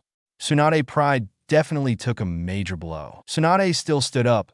It was a clear testament to her title as the Sannin, as well as the Godame Hokage of the Leaf Village, even despite not fighting for years so far. Despite her pain, she powered through it and stood up on both her feet that if you don't look closely, you'd think that the barrages of attacks hadn't done much damage to her. You're good. I never thought I'd have that much workout fighting someone who is still at the start of her prime. Tsunade genuinely complimented Kiomi, who became bashful at receiving praise. It's nothing if I compare myself to Naruto-kun and Mira-san. Still, I'm quite determined to become strong enough to fight by his side in all of our future battles, said Kiomi, both in a humble tone as well as determination. Tsunade seemed to smile even more at her words. This is why she had viewed Kiomi as a potential student. It didn't mean that she was heartless enough to discard Sakura, because the pink-haired teen still had potential even though she refuses to acknowledge it due to setting the bar way too high. Comparing yourself to others can result in two things. There are those who will use this as a source of motivation to grow even stronger like Rock Lee, and there are those that will get depressed over it and start sulking around about the unfairness of the world like Sakura does. Sakura should be proud of herself. She didn't have any bloodline, nor does she come from a powerful clan, but was still able to learn a lot from her. If Sakura stopped busying herself with what others think of her, or rather waste 99% of her thoughts on her fantasy over Sasuke, while continuously comparing herself to others, she might see how strong she had actually become. Tsunade did pity Sakura for being the weakest link in her team, but that wasn't actually the reason for taking her as an apprentice. She took her because she saw herself to some degree in Sakura. If Sakura didn't actually have talent or even potential, she'd have kicked her out and told her to start thinking of a career change. She had seen many delusional kunoichi become shinobi for a crush over a boy, and they all ended up dying on the battlefield, and the worst case is being forced, which is every kunoichi and women nightmare. Tsunade would rather be heartless than to give Sakura hope that she can become anything in the shinobi world. Kiomi, on the other hand, understands that she's weaker than Naruto, but that wasn't enough to discourage her. Instead, she wanted to gain strength for a noble reason, which is to fight by Naruto's side. She wasn't thinking about the gap of strength between her and the others around her. That's a good motivation you have there. Now then, it's time to take this up a notch, said Tsunade as she bit her finger ready to use her summoning jutsu. Only time can tell if Katsuya will be enough to deal with Kiomi or not. Chapter 18. Part 2. Kiomi vs. Tsunade. Summoning jutsu, declared Tsunade as she slammed her palm to the ground, resulting in a seal to appear on the ground before a puff of smoke covered the broken training ground. Kiomi was patient as she watched as the smoke was dispersed, revealing an enormous entity whose true size is still to this day unknown. The general size of the summoned portion of Katsuyu is easily as tall as the largest building in Konoha. It is predominantly white in color with 3 blue streaks that run vertically down the middle and side of its body from its head and tapering off at its tail. Its optical tentacles have a slight tint of gray to them, and it also has 2 sensory tentacles on either side of its mouth. "How can I help you, my lady?" asked Katsuyu as she looked at her own summoner, who stood at her head. "I'm testing this one down here, and so far she's been doing quite well against me.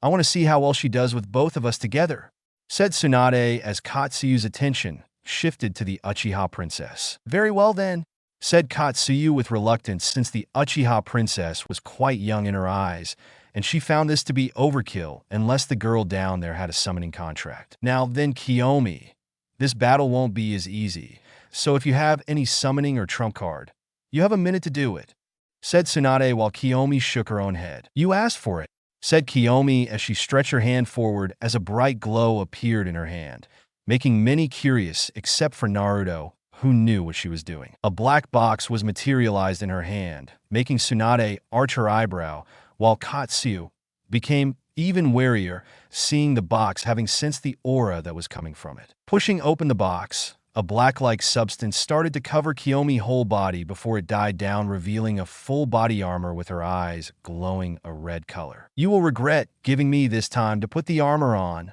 said Kiomi as she vanished from Tsunade's line of sight before suddenly and out of nowhere Katsuyu got kicked into a mountain hard. "Guard!"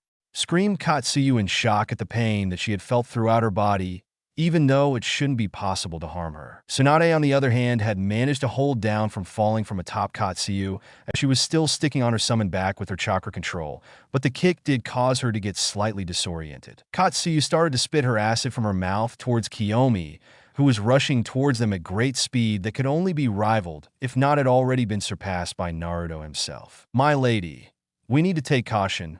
Whatever armor she has equipped on herself is giving her a boost in all her stats, and who knows what kind of ability it also grants her," warned Katsuyu as she continued to spew acid in hopes to slow down Kiomi. "This is bad.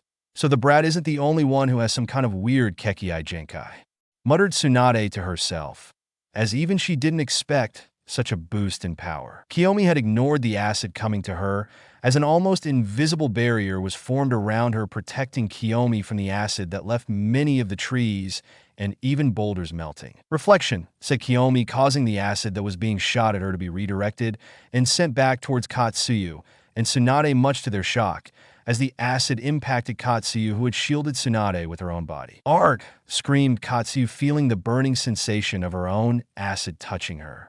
Kiomi jumped atop her head as she delivered an axe kick. Tsunade quickly reacted by placing her arm in X shape, but that didn't change anything as she felt her bone creak, almost breaking before being sent flying back to the earth with force, causing a large crater to be formed. Hyperspeed, said Kiomi as she broke the distance between her and Tsunade in a second, ready to deliver a roundhouse kick, only for Kiomi to be uppercut out of nowhere and sent through a mountain in the distance. A shadow clone, huh? Asked Kiomi, surprised as she shook her head from the effect of the punch that left her a little bit dizzy. I never thought shadow clones could be this useful.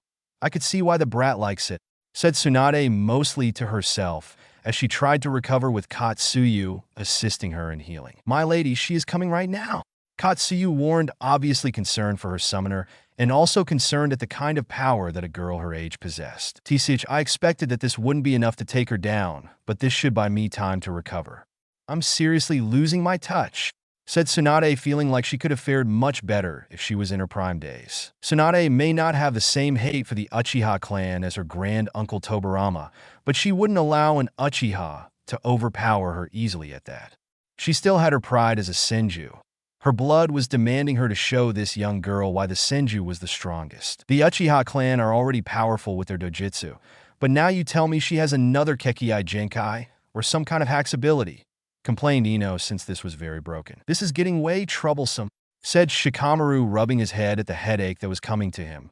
This is just ridiculous. Everything is troublesome for you.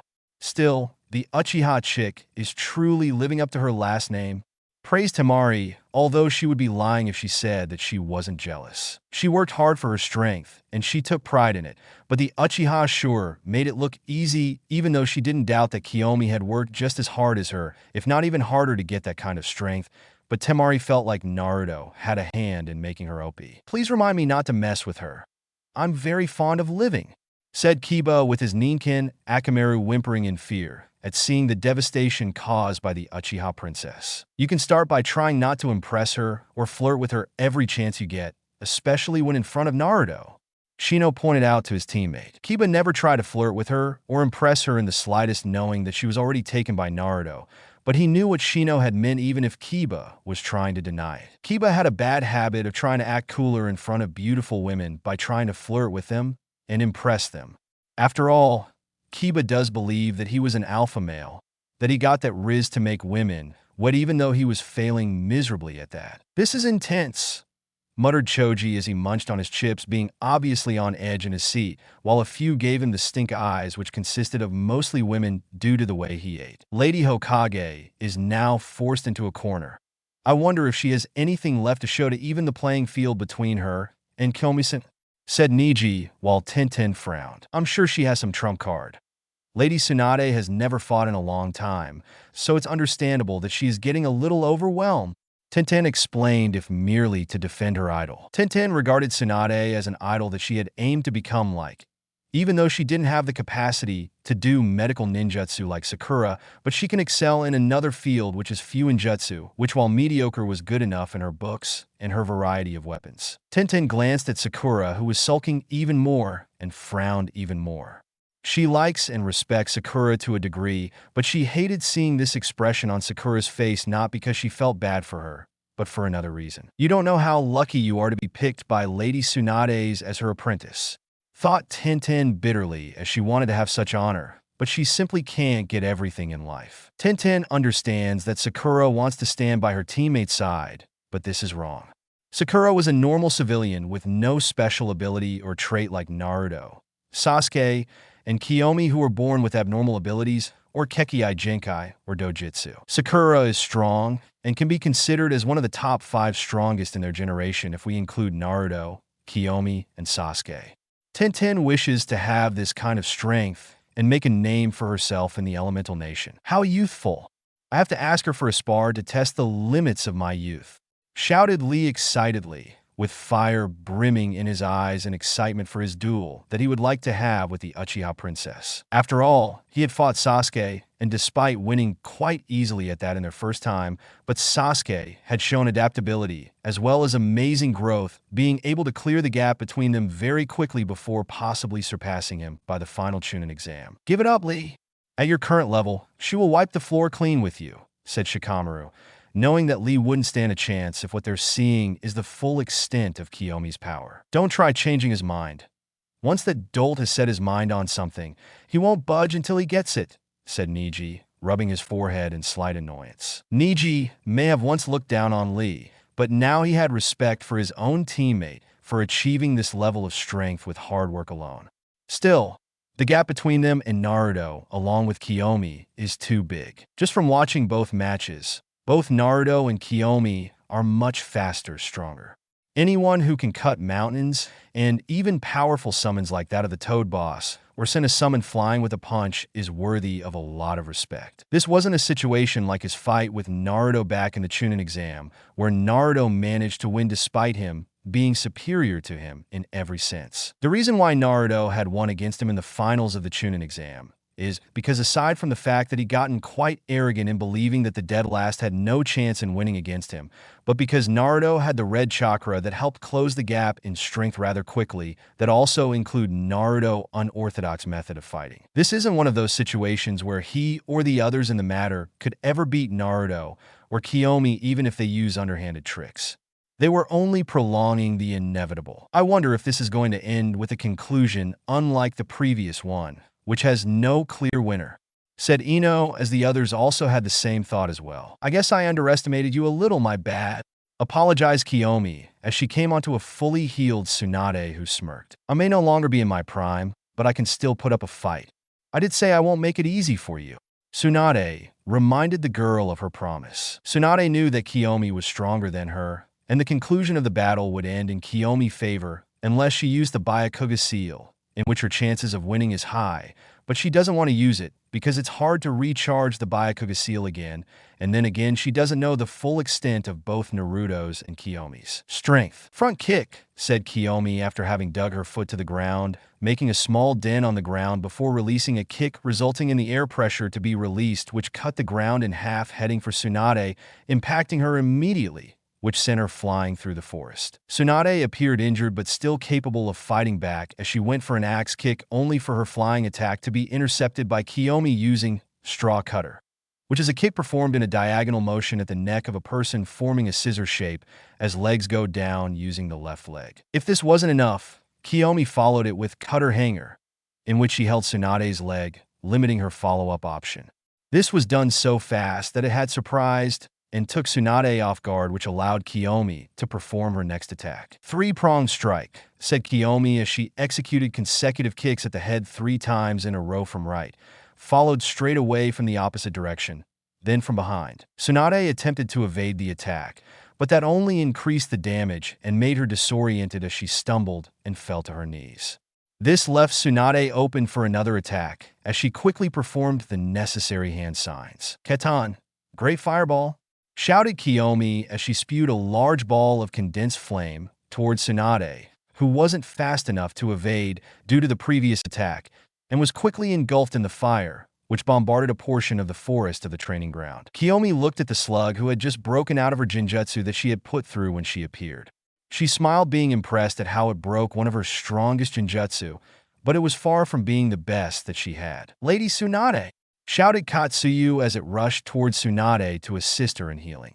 Kiomi had let the slug go because she wanted to enjoy the battle, since technically this wasn't a death battle. Kiomi walked at a leisure pace to where Tsunade had landed to see her still injured, but the stubborn Godame Hokage wasn't planning on showing a weak side of her to Konoha, since she was still their leader. Tsunade decided to do a reckless stunt, which involved punching the ground, causing the entire surrounding area to be leveled, which definitely surprised Kiomi enough, where she jumped in the air, but this is the position that the Godame had wanted as she appeared quickly above Kiomi. Kiomi reacted by bringing her arm to guard herself, but Tsunade punched her in the stomach, which sent Kiomi flying to the ground, causing even more devastation to the surrounding area.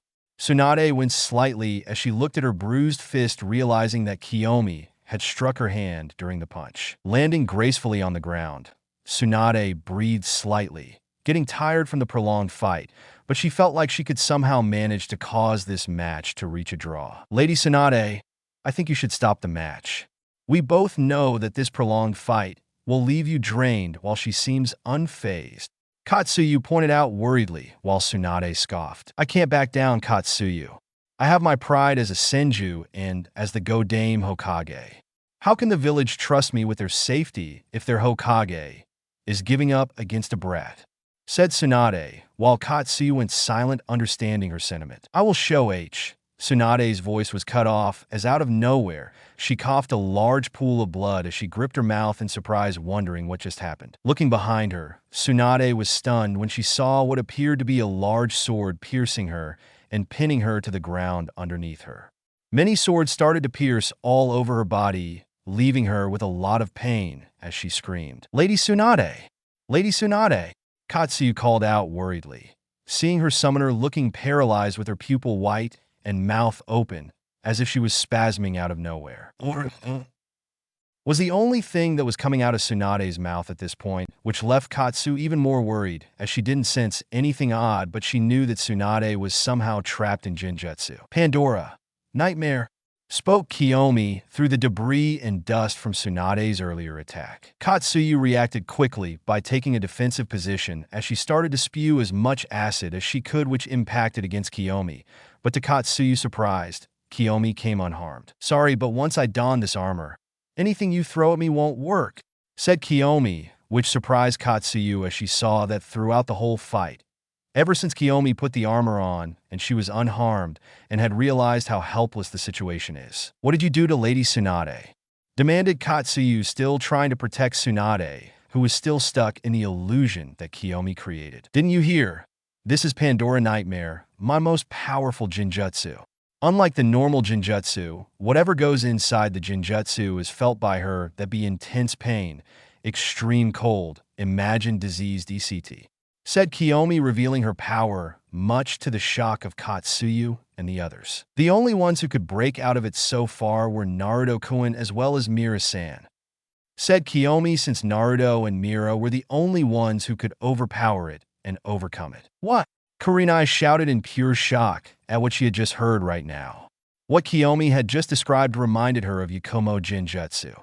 The only difference is that Kiyomi's Jinjutsu was stronger with a chance of it being taught. Kurenai wasn't the only one who was shocked by the revelation, since many, especially the shinobi and those who were aware of the shinobi arts, were left stunned in silence. "This is just broken and ridiculous on so many levels.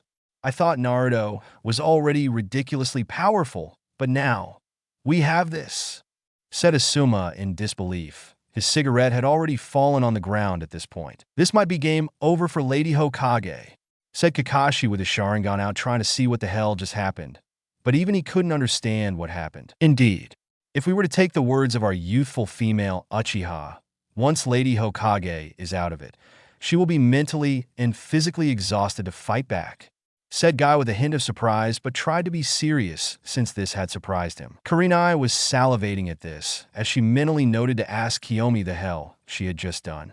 Kurenai had dedicated years of her life to become the Jinjutsu mistress of Konoha, and a Jinjutsu that leaves the enemy in a mental as well as a physical pain is something she wanted to learn. What if this is some kind of ability that comes with the armor?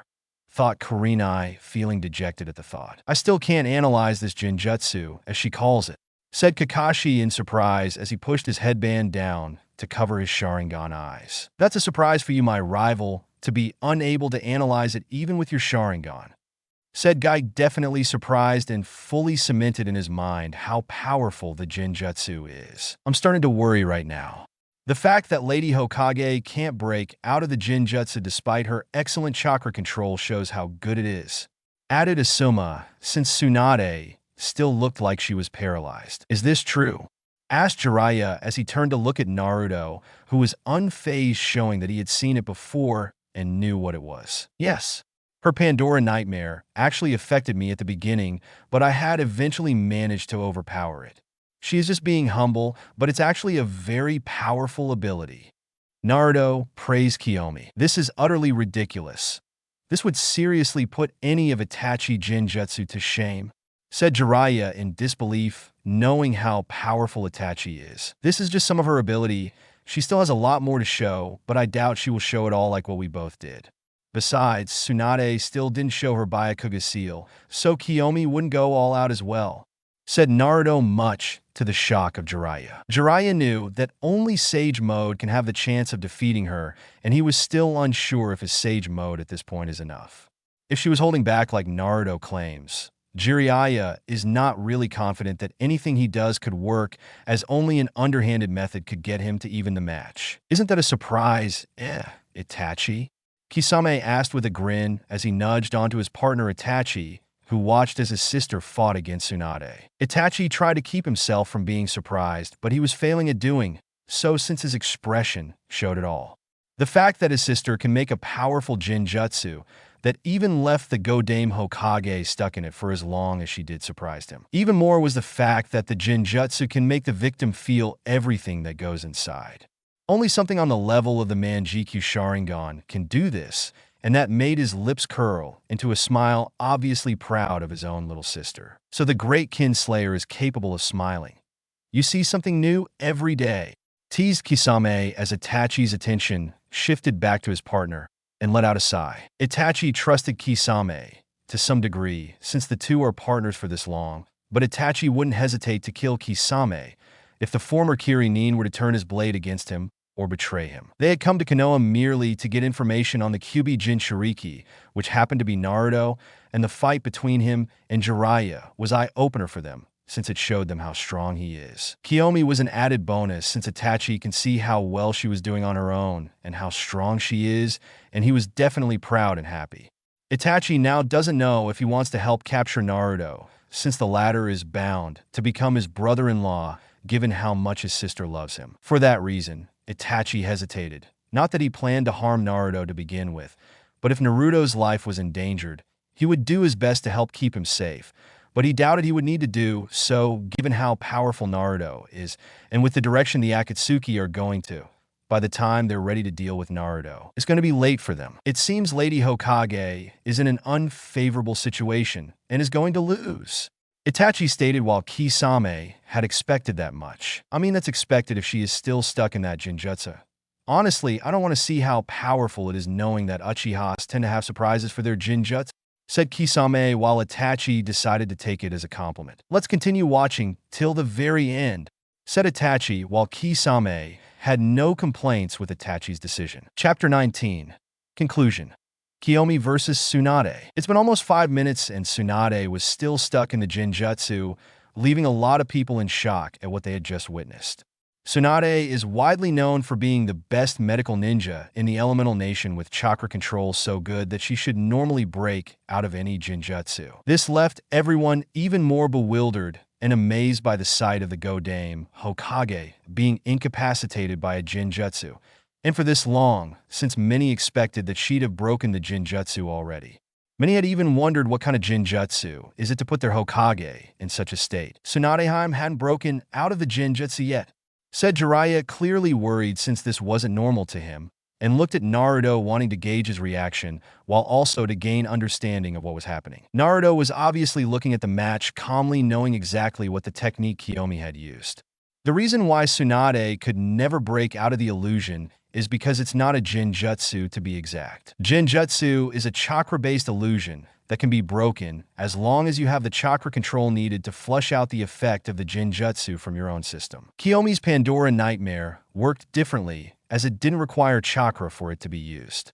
This was just one of the standard abilities that Pandora grants its user among other abilities. He had experienced the technique before, and even he was ensnared in it for a period of time before he had managed to override it due to being naturally stronger, so he was able to use his own strong will to break out of the illusion, something not many can do. I think we both already know who the winner is, said Naruto with a small smile as he looked at Jiraiya, who looked hesitant since he had expected the match to at least conclude to a draw or something like that. You should declare it as such since Tsunade is already incapacitated, and if Kiomi was an enemy, Tsunade would have been killed many times already, Naruto said, reminding Jiraiya. Jiraiya hesitated since he didn't know how Tsunade would react to this.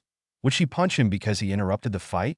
After all, Tsunade may not show it, but she has her pride as a Senju. This also left him worried about whether Tsunade would have her pride hurt after being defeated by someone who is old enough to be her granddaughter or even her daughter. Or would she just gracefully accept defeat? This may be a possibility, but he doubted Tsunade would be happy. She is still the Godame Hokage, and she needed to show that she was stronger so that the populace of Konoha could feel safe with her in charge. Then again, Knowing that Konoha has these two powerful juggernauts for teens capable of fighting on equal grounds as Sannin can be very comforting for many, since they can feel safe with the next generation. After all, with the Uchiha clan being reduced to one loyal Konoha shinobi, which is Kiomi, and two traitorous Uchihas, which were Sasuke and Itachi, with one training under Orochimaru and the other being a rogue shinobi part of a dangerous organization. The death of the Yondaime Hokage and many other capable shinobi during the Nine-Tail attack, and later on the death of the Sandaime Hokage, had made many question if Konoha is safe anymore, since many of the heavy hitters were dead. Shouldn't we wait a little bit and see how this goes? Asked Jiraiya, thinking that Tsunade could still come out of the Jinjutsu if given time to break the powerful Jinjutsu, but Naruto shook his head. The longer you prolong this match when it's already over, the more Tsunade would get hurt. Kiomi is holding back right now from using a Jinjutsu that would accidentally cause Tsunade to go into a coma, with the worst case, turning her brain into vegetables, said Naruto, which made Jiraiya pale at the thought of Konoha losing its Hokage like this. In no way, said Jiraiya shakily, since he didn't know that Kiomi was capable of doing something that only the Manjikyu Sharingan could pull off, such as the Tsukuyomi, which had left Sasuke in a coma until Tsunade got him out of it. Besides, with how open Tsunade currently is, Kiomi will only have to just knock her out and be done with it, said Naruto, since right now Tsunade was defenseless and can't guard herself or fight at this point. This is just utterly ridiculous. It's only been 2 years, with it almost being 3 years, and yet they're strong enough to challenge a Sannin. What kind of monster will they become in another year or two? Thought Jiraiya in his head, knowing that both Naruto and Kiomi will become monsters. You're right, brat. Let's go, said Jiraiya with a dejected sigh as he stood up as well from his seat. I'm no brat, you perverted old geezer, said Naruto as he took off along with Jiraiya towards the training ground. Naruto was clearly proud of Kiomi, since she had shown everyone what a true kunoichi is truly made of. Maybe this will show everyone why he had chosen her to be by his side. You can't tell me this isn't just broken. Putting Lady Tsunade in a Jinjutsu that even she can't break out of is unheard of, shouted Ino in shock at what she had just witnessed with her own eyes. She knew Kiomi was strong given that she was an Uchiha by blood in the earlier fight, but she didn't know she was this overpowered to pull such a stunt on the Godaime Hokage. It seems the conclusion of the battle had been decided. Why? Because Lady Hokage can no longer fight, which would grant Kiomi-san an automatic victory for incapacitation, said Shino, who was calm, but yet one could hear that he was also shocked. I could already see both Naruto-san and Kiomi-san being promoted to Jonin at this point. They had already proven themselves to be capable of fighting a Sannin on equal grounds, if not overwhelming them, said Niji with a little bit of shock, while a few nodded in agreement. I'd question their sanity and intelligence if they didn't promote them, said Temari with a sigh as she rubbed the temple of her head. She was going to obviously report this to her 2 brothers, including the Suna Council. It's only been 3 years since the invasion of Konoha, which failed terribly. Still, their betrayal had resulted in the death of many Konoha shinobi, including the Sandaime Hokage. So even if Orochimaru was the one to land the finishing blow, they were still held as accomplices to Orochimaru. The only reason Konoha was lenient with them was because of the Godaime Hokage Tsunade Senju, who sympathized with them given their predicament in regards to their daimyo outsourcing their missions to Konoha. There is also the fact that Orochimaru had disguised himself as the Yondaime Kazekage, so they had no choice but to obey their Kazekage, whom they didn't know was already dead and was being impersonated. Regardless, they still had to prove themselves to be trustworthy, which is why she was sent to Konoha to serve as a representative of Suna and to further strengthen the bond with both their villages. One of the main reasons she was made the liaison was because she was the best politician in her village, and she would know when there was foul play being made by Konoha. The Suna Council would want to know this, so they wouldn't do something stupid like declaring another war, which she doubted Gaara will allow since he is the Kazekage. Now I'm scared. Please remind me not to piss her off. I don't want to know what she would do with her Jinjutsu if I ever piss her off, said Kiba, a little bit worried and afraid at this point. This is the second time you said that, said Tenten, a little bit annoyed, but it was mostly due to seeing her own idol getting thrashed like this. But then again, she has to remember that this was an Uchiha fighting down there. Master had lost, Sakura said in clear shock at what she had just witnessed. It was one thing for Kiomi to exchange fists with Tsunade, but outright putting Tsunade in a jinjutsu that she could never break from was unheard of. This was just another reminder that despite the 2 years of extensive training under Tsunade, she was still inferior to Naruto, who had widened the gap of strength between them, and she didn't doubt that Sasuke was also in a league of his own given that he was the apprentice of Orochimaru. When she trained under Tsunade, Sakura had hoped that she would be strong enough to stand by both her teammates' sides instead of watching their backs, as they constantly protected her, while she was the damsel in distress. Sakura thought that she was now a decently strong kunoichi, given that she was trained by Tsunade herself, but Kiomi had blown her expectation away and showed her how inferior she is compared to her. Sakura envied Kiomi because she could see that Naruto trusted her the most to have his own back. She wanted Naruto to trust her to have his back as well, but she doubted he'd trust her to begin with given how she had treated him in the past when they were Genin. Even during the second bell test, Naruto and Kiomi worked together so well that she realized that she was only getting in their way. She was just a third party that is trying to fit in with a group who was way out of her league. Hinata sat there face blank as she saw Kiomi overwhelm Asanin gradually throughout the fight. It was just another reminder of how weak she was when compared to the Uchiha princess who had earned Naruto's love. Kiomi was everything she wished to be, but couldn't be. Kiomi was relaxed completely as she could sense that Naruto and Jiraiya were coming here to stop the fight. She had won by incapacitating Tsunade and rendering her unable to fight back. I wonder if this was a little bit too much, thought Kiomi as she realized that using Pandora Nightmare may have been a little bit of an overkill, and she knows that Tsunade would have her pride wounded. Kiomi hoped that Tsunade would not hold it against her, since this was a battle at the end of the day.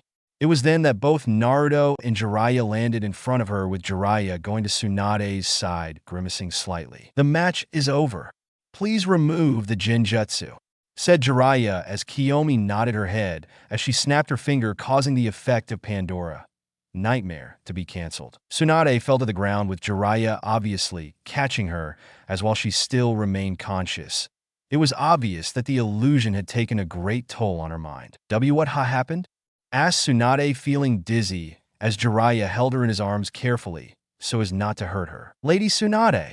Shizen shouted as she also appeared as well and was on her mentor's side, using the mystical palm technique to heal her. "Sorry about that," said Kiomi in a sincere voice while still trying to sound cheerful, which made Tsunade realize that she had lost. "So I lost?" asked Tsunade, feeling somewhat bitter to have lost against a person who could be considered her daughter or granddaughter. "Yes, you lost. We had to call the match since you've been stuck in her Jinjutsu for a long time," said Jiraiya, looking away, while Shizen looked down to focus on healing Tsunade. "I can't understand. I've tried to remove the Jinjutsu, but it didn't work," said Tsunade, feeling bewildered as she felt her senses return back to her. Tsunade was of course familiar with Jinjutsu that can't be broken even if you try to break it, and needed other methods to break it, but no matter what trick she tried, she could not break the illusion. "Pandora Nightmare is a Jinjutsu that comes with wearing my armor. So you can see it's a special Jinjutsu like that of the Kurama clan," said Kiomi to Tsunade, who nodded as she sat properly on the ground. "Lady Tsunade, please don't move too much. You're currently in no condition to move," said Shizen, hoping Tsunade would not hurt herself by trying to move, but Tsunade ignored her as she placed her own palm on her forehead. A green glow appeared before she removed her hand, revealing that she was now fine. She had healed herself completely and stood up properly, obviously a little annoyed at her loss. "Can't believe I've been taken down this easily," said Tsunade with a small frown, but Kiomi didn't want bad blood between them. "I could have lost the match if you used that seal on your forehead," said Kiomi, but Tsunade shook her head. "Don't be modest. I admit I've lost to you, so you don't need to make me feel better. It means I've gotten weaker, but that's expected since I haven't even trained properly for decades," said Tsunade with a small frown. Aside from being old, something she would never admit out loud, but she also hadn't had proper training aside from the time when she trained Sakura, but her apprentice was nowhere strong enough to push her to her limits. Being a Hokage also made her stuck behind her desk, and as such she didn't have any major fight beside the one against Orochimaru and Kabuto, but that was 2 years ago, almost 3 years ago. "You can arrange it where you have a spar with Kiomi to keep your skills up to date," said Naruto suggesting his own opinion, but Tsunade shook her own head. I'd love that, but I'm Hokage. Shizen won't let me go anywhere unless I finish the paperwork, said Tsunade as she started to curse Hiruzen. I see. Why not use the shadow clones for the paperwork? Asked Naruto as he looked at Tsunade, who had frozen in her place once she heard Naruto's suggestion and blinked a few times. What? Asked Tsunade shakily at Naruto's suggestion to her life problems while Naruto looked unfazed completely. The others aside from Kiomi were stunned as well. If I remember correctly, the shadow clone was created by your grand uncle, since it has a feature of transferring the clone's memory to its user. You can have 2 to 3 clones to do your paperwork while you can relax somewhere, and once they dispel, you can know what the clone knows, said Naruto, casually not realizing he solved Tsunade's life problem that even tormented Hiruzen for decades. There was silence among the small group. Unluckily for the spectators, they didn't hear what was being said, so they missed such a golden opportunity. I was that simple, Tsunade shouted, going into shock after 3 years of being tormented by those evil paperwork only to be solved by Naruto. Shouted Shizen in shock as well, since normally the paperwork goes through her first to be processed to see what should be seen by Tsunade and what should not, so she also had to go through the paperwork. She didn't quite have the reserve that Naruto, Tsunade, and Kiomi have, but she has enough to do too that could assist her. The thought of having those clones to make her life easier made her lips curled into a smile. This also meant that Tsunade will finally be working, albeit her shadow clone would be the one doing most of the work, but at least things will go smoothly without her needing to drag her mentor out from the bar. I'm surprised you people didn't know. I thought it was common knowledge, but I guess I was wrong, said Naruto calmly. Naruto, I'm giving you a SS rank pay for this, said Tsunade giddily at the prospect of finally kicking back and relaxing as she launched herself, pulling Naruto into a bone-crushing hug. Okay, I'm happy for you, said Naruto with somewhat surprise, but didn't feel much pain since he endured worse than this. I'm pretty sure Sensei would be crying in the grave right now, said Jiraiya with an amused smile, since he knows that Hiruzen had it the worst in terms of dealing with paperwork. Whenever he visited his sensei, Jiraiya would always see him struggling on a daily basis to do the paperwork without going nuts. He knew Hiruzen would be crying now in his grave and would probably feel betrayed that Naruto never told him something like that, but then again, Jiraiya doubted Naruto knew until a year or 2 ago. Even then, Hiruzen had hid a lot of secrets from Naruto, which include his heritage, and at one point had even tried to hide Naruto's burden from him, so he considered this even. Sucks to be him. Now I don't have to spend the rest of my tenure as a Hokage in eternal suffering, said Tsunade with a grin. She would have enjoyed seeing her sensei reaction, but alas, he was dead. Tsunade-sama, we should get back to announce your decision in regards to both their promotions, said Shizen while Tsunade scoffed. What's more to discuss, Shizen? Those two are already proven to be Kage-level shinobi. I only entertained this whole thing to make sure that no one would challenge me on my decision, said Tsunade, while Shizen squeaked slightly as she muttered an apology under her breath. Neat. So we're going to be Jonin, said Kiomi with a smile, while Tsunade smirked at the enthusiastic answer of Kiomi. I'm still bitter about my loss, but good job. I guess you've got Itachi's talent in you, Tsunade said, complimenting Kiomi, who smiled at the praise that she received from the Go-Dame Hokage. Sheesh, those two are barely even in their prime, and yet they're already surpassing us, said Jiraiya while Naruto smirked at him. The passage of time is truly a moron, isn't it, pervy sage? Said Naruto, while Kiomi tried to stifle her laughter at the comment made at the Toad Sage, who was not happy. Haha, laugh it off. Sheesh, kids have no respect for their elders, said Jiraiya as he walked away, while Tsunade shook her head in amusement as they both also walked outside and back to the stadium. How troublesome. We have an Itachi prodigy in the form of his little sister, said Shikaku, shaking his head at the headache he was receiving from the conclusion of the match. That armor intrigues me, said Shibi as he adjusted his dark sunglasses as he had heard the earlier explanation in regards to her genjutsu. I'm pretty sure this is going to be the talk of the entire village and will be brought into the next council meeting, said Choza with a small frown. This is why I say troublesome. Those greedy civilians will try to stick their own noses into things that do not concern them. I'm pretty sure neither Naruto nor Kiomi will ever want to divulge their secret, said Shikaku, while the others mutely nodded in agreement. A genjutsu that not even Lady Tsunade can break piques my interest greatly. The armor also intrigues me since it's the first time I saw sentient armor, said Inoichi with curiosity. Being a shinobi that specializes in extracting information and peering into people's brains using his clan's special technique to know their secrets had made him naturally curious about a lot of things, which is why he wanted to know about the armor. Unlike Ino, he had good control of his own urges. It would be wrong if he were to look into someone's mind without the clearance to do so, or that would be breaking the law since it's a breach of a person's privacy. The same applies to the Hyuga, since those of the Byakugan can naturally see the chakra network, but also can see under a person's clothes.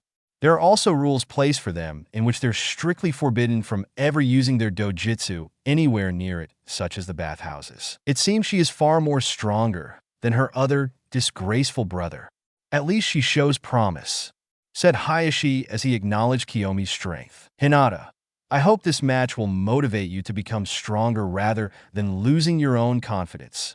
Use this frustration in your heart to reach a new height, which I know you have deep inside you, thought Hayashi as he glanced at his daughter, who looked unresponsive, which slightly worried him. Despite popular beliefs, he loved both his daughters to death. If he didn't, he could have easily slapped her with a cage bird seal like the normal Hyuga procedures, but he did everything in his power to prevent her from getting branded. He had tried to give her the cold shoulder in hopes that she would work hard to gain his acknowledgement and tried to get her little sister involved, but that only destroyed her confidence. Hayashi tried to get her frustrated, but that didn't work, but now he hopes her frustration towards seeing Kiyomi would motivate Hinata to train harder to reach her potential. He was not ignorant enough to not know about her deep affection towards Naruto. He knew of her stalking and had begrudgingly allowed it to happen. He didn't have anything against Naruto because of his burden, but he had a problem with Naruto's antics of causing trouble and didn't want him to drag his own daughter into his pranks. He only allowed her to watch Naruto in hopes that seeing Naruto's unwavering perseverance to prove himself to the villagers could get her to work really hard, and she did, albeit the pace was quite slow, but it was still a progress in his eyes, which was enough to stop some of the elders from trying to brand her, since she wasn't a lost cause. He knows that Hinata is extremely jealous of Kiyomi for managing to take Naruto for herself. While it was unfortunate that Hinata had lost her crush to someone else, this could serve as a wake-up call that the world will not stop for her or for anyone in the matter. He wanted to comfort her, but Hinata needed to get over it by herself. She was a shinobi from a main Hyuga branch family, and while she lost her clan heiress status to Hanabi, she was still a Hyuga. He knows she can overcome it by herself because he believed in her. Thanks so much for watching. I hope you enjoyed exploring this what if with me. If you did, please consider leaving a like and subscribing for more videos like this. Your support truly makes a difference, and I'd love to hear your thoughts in the comments. Let me know what you'd like to see next. Until next time, take care and stay tuned for more.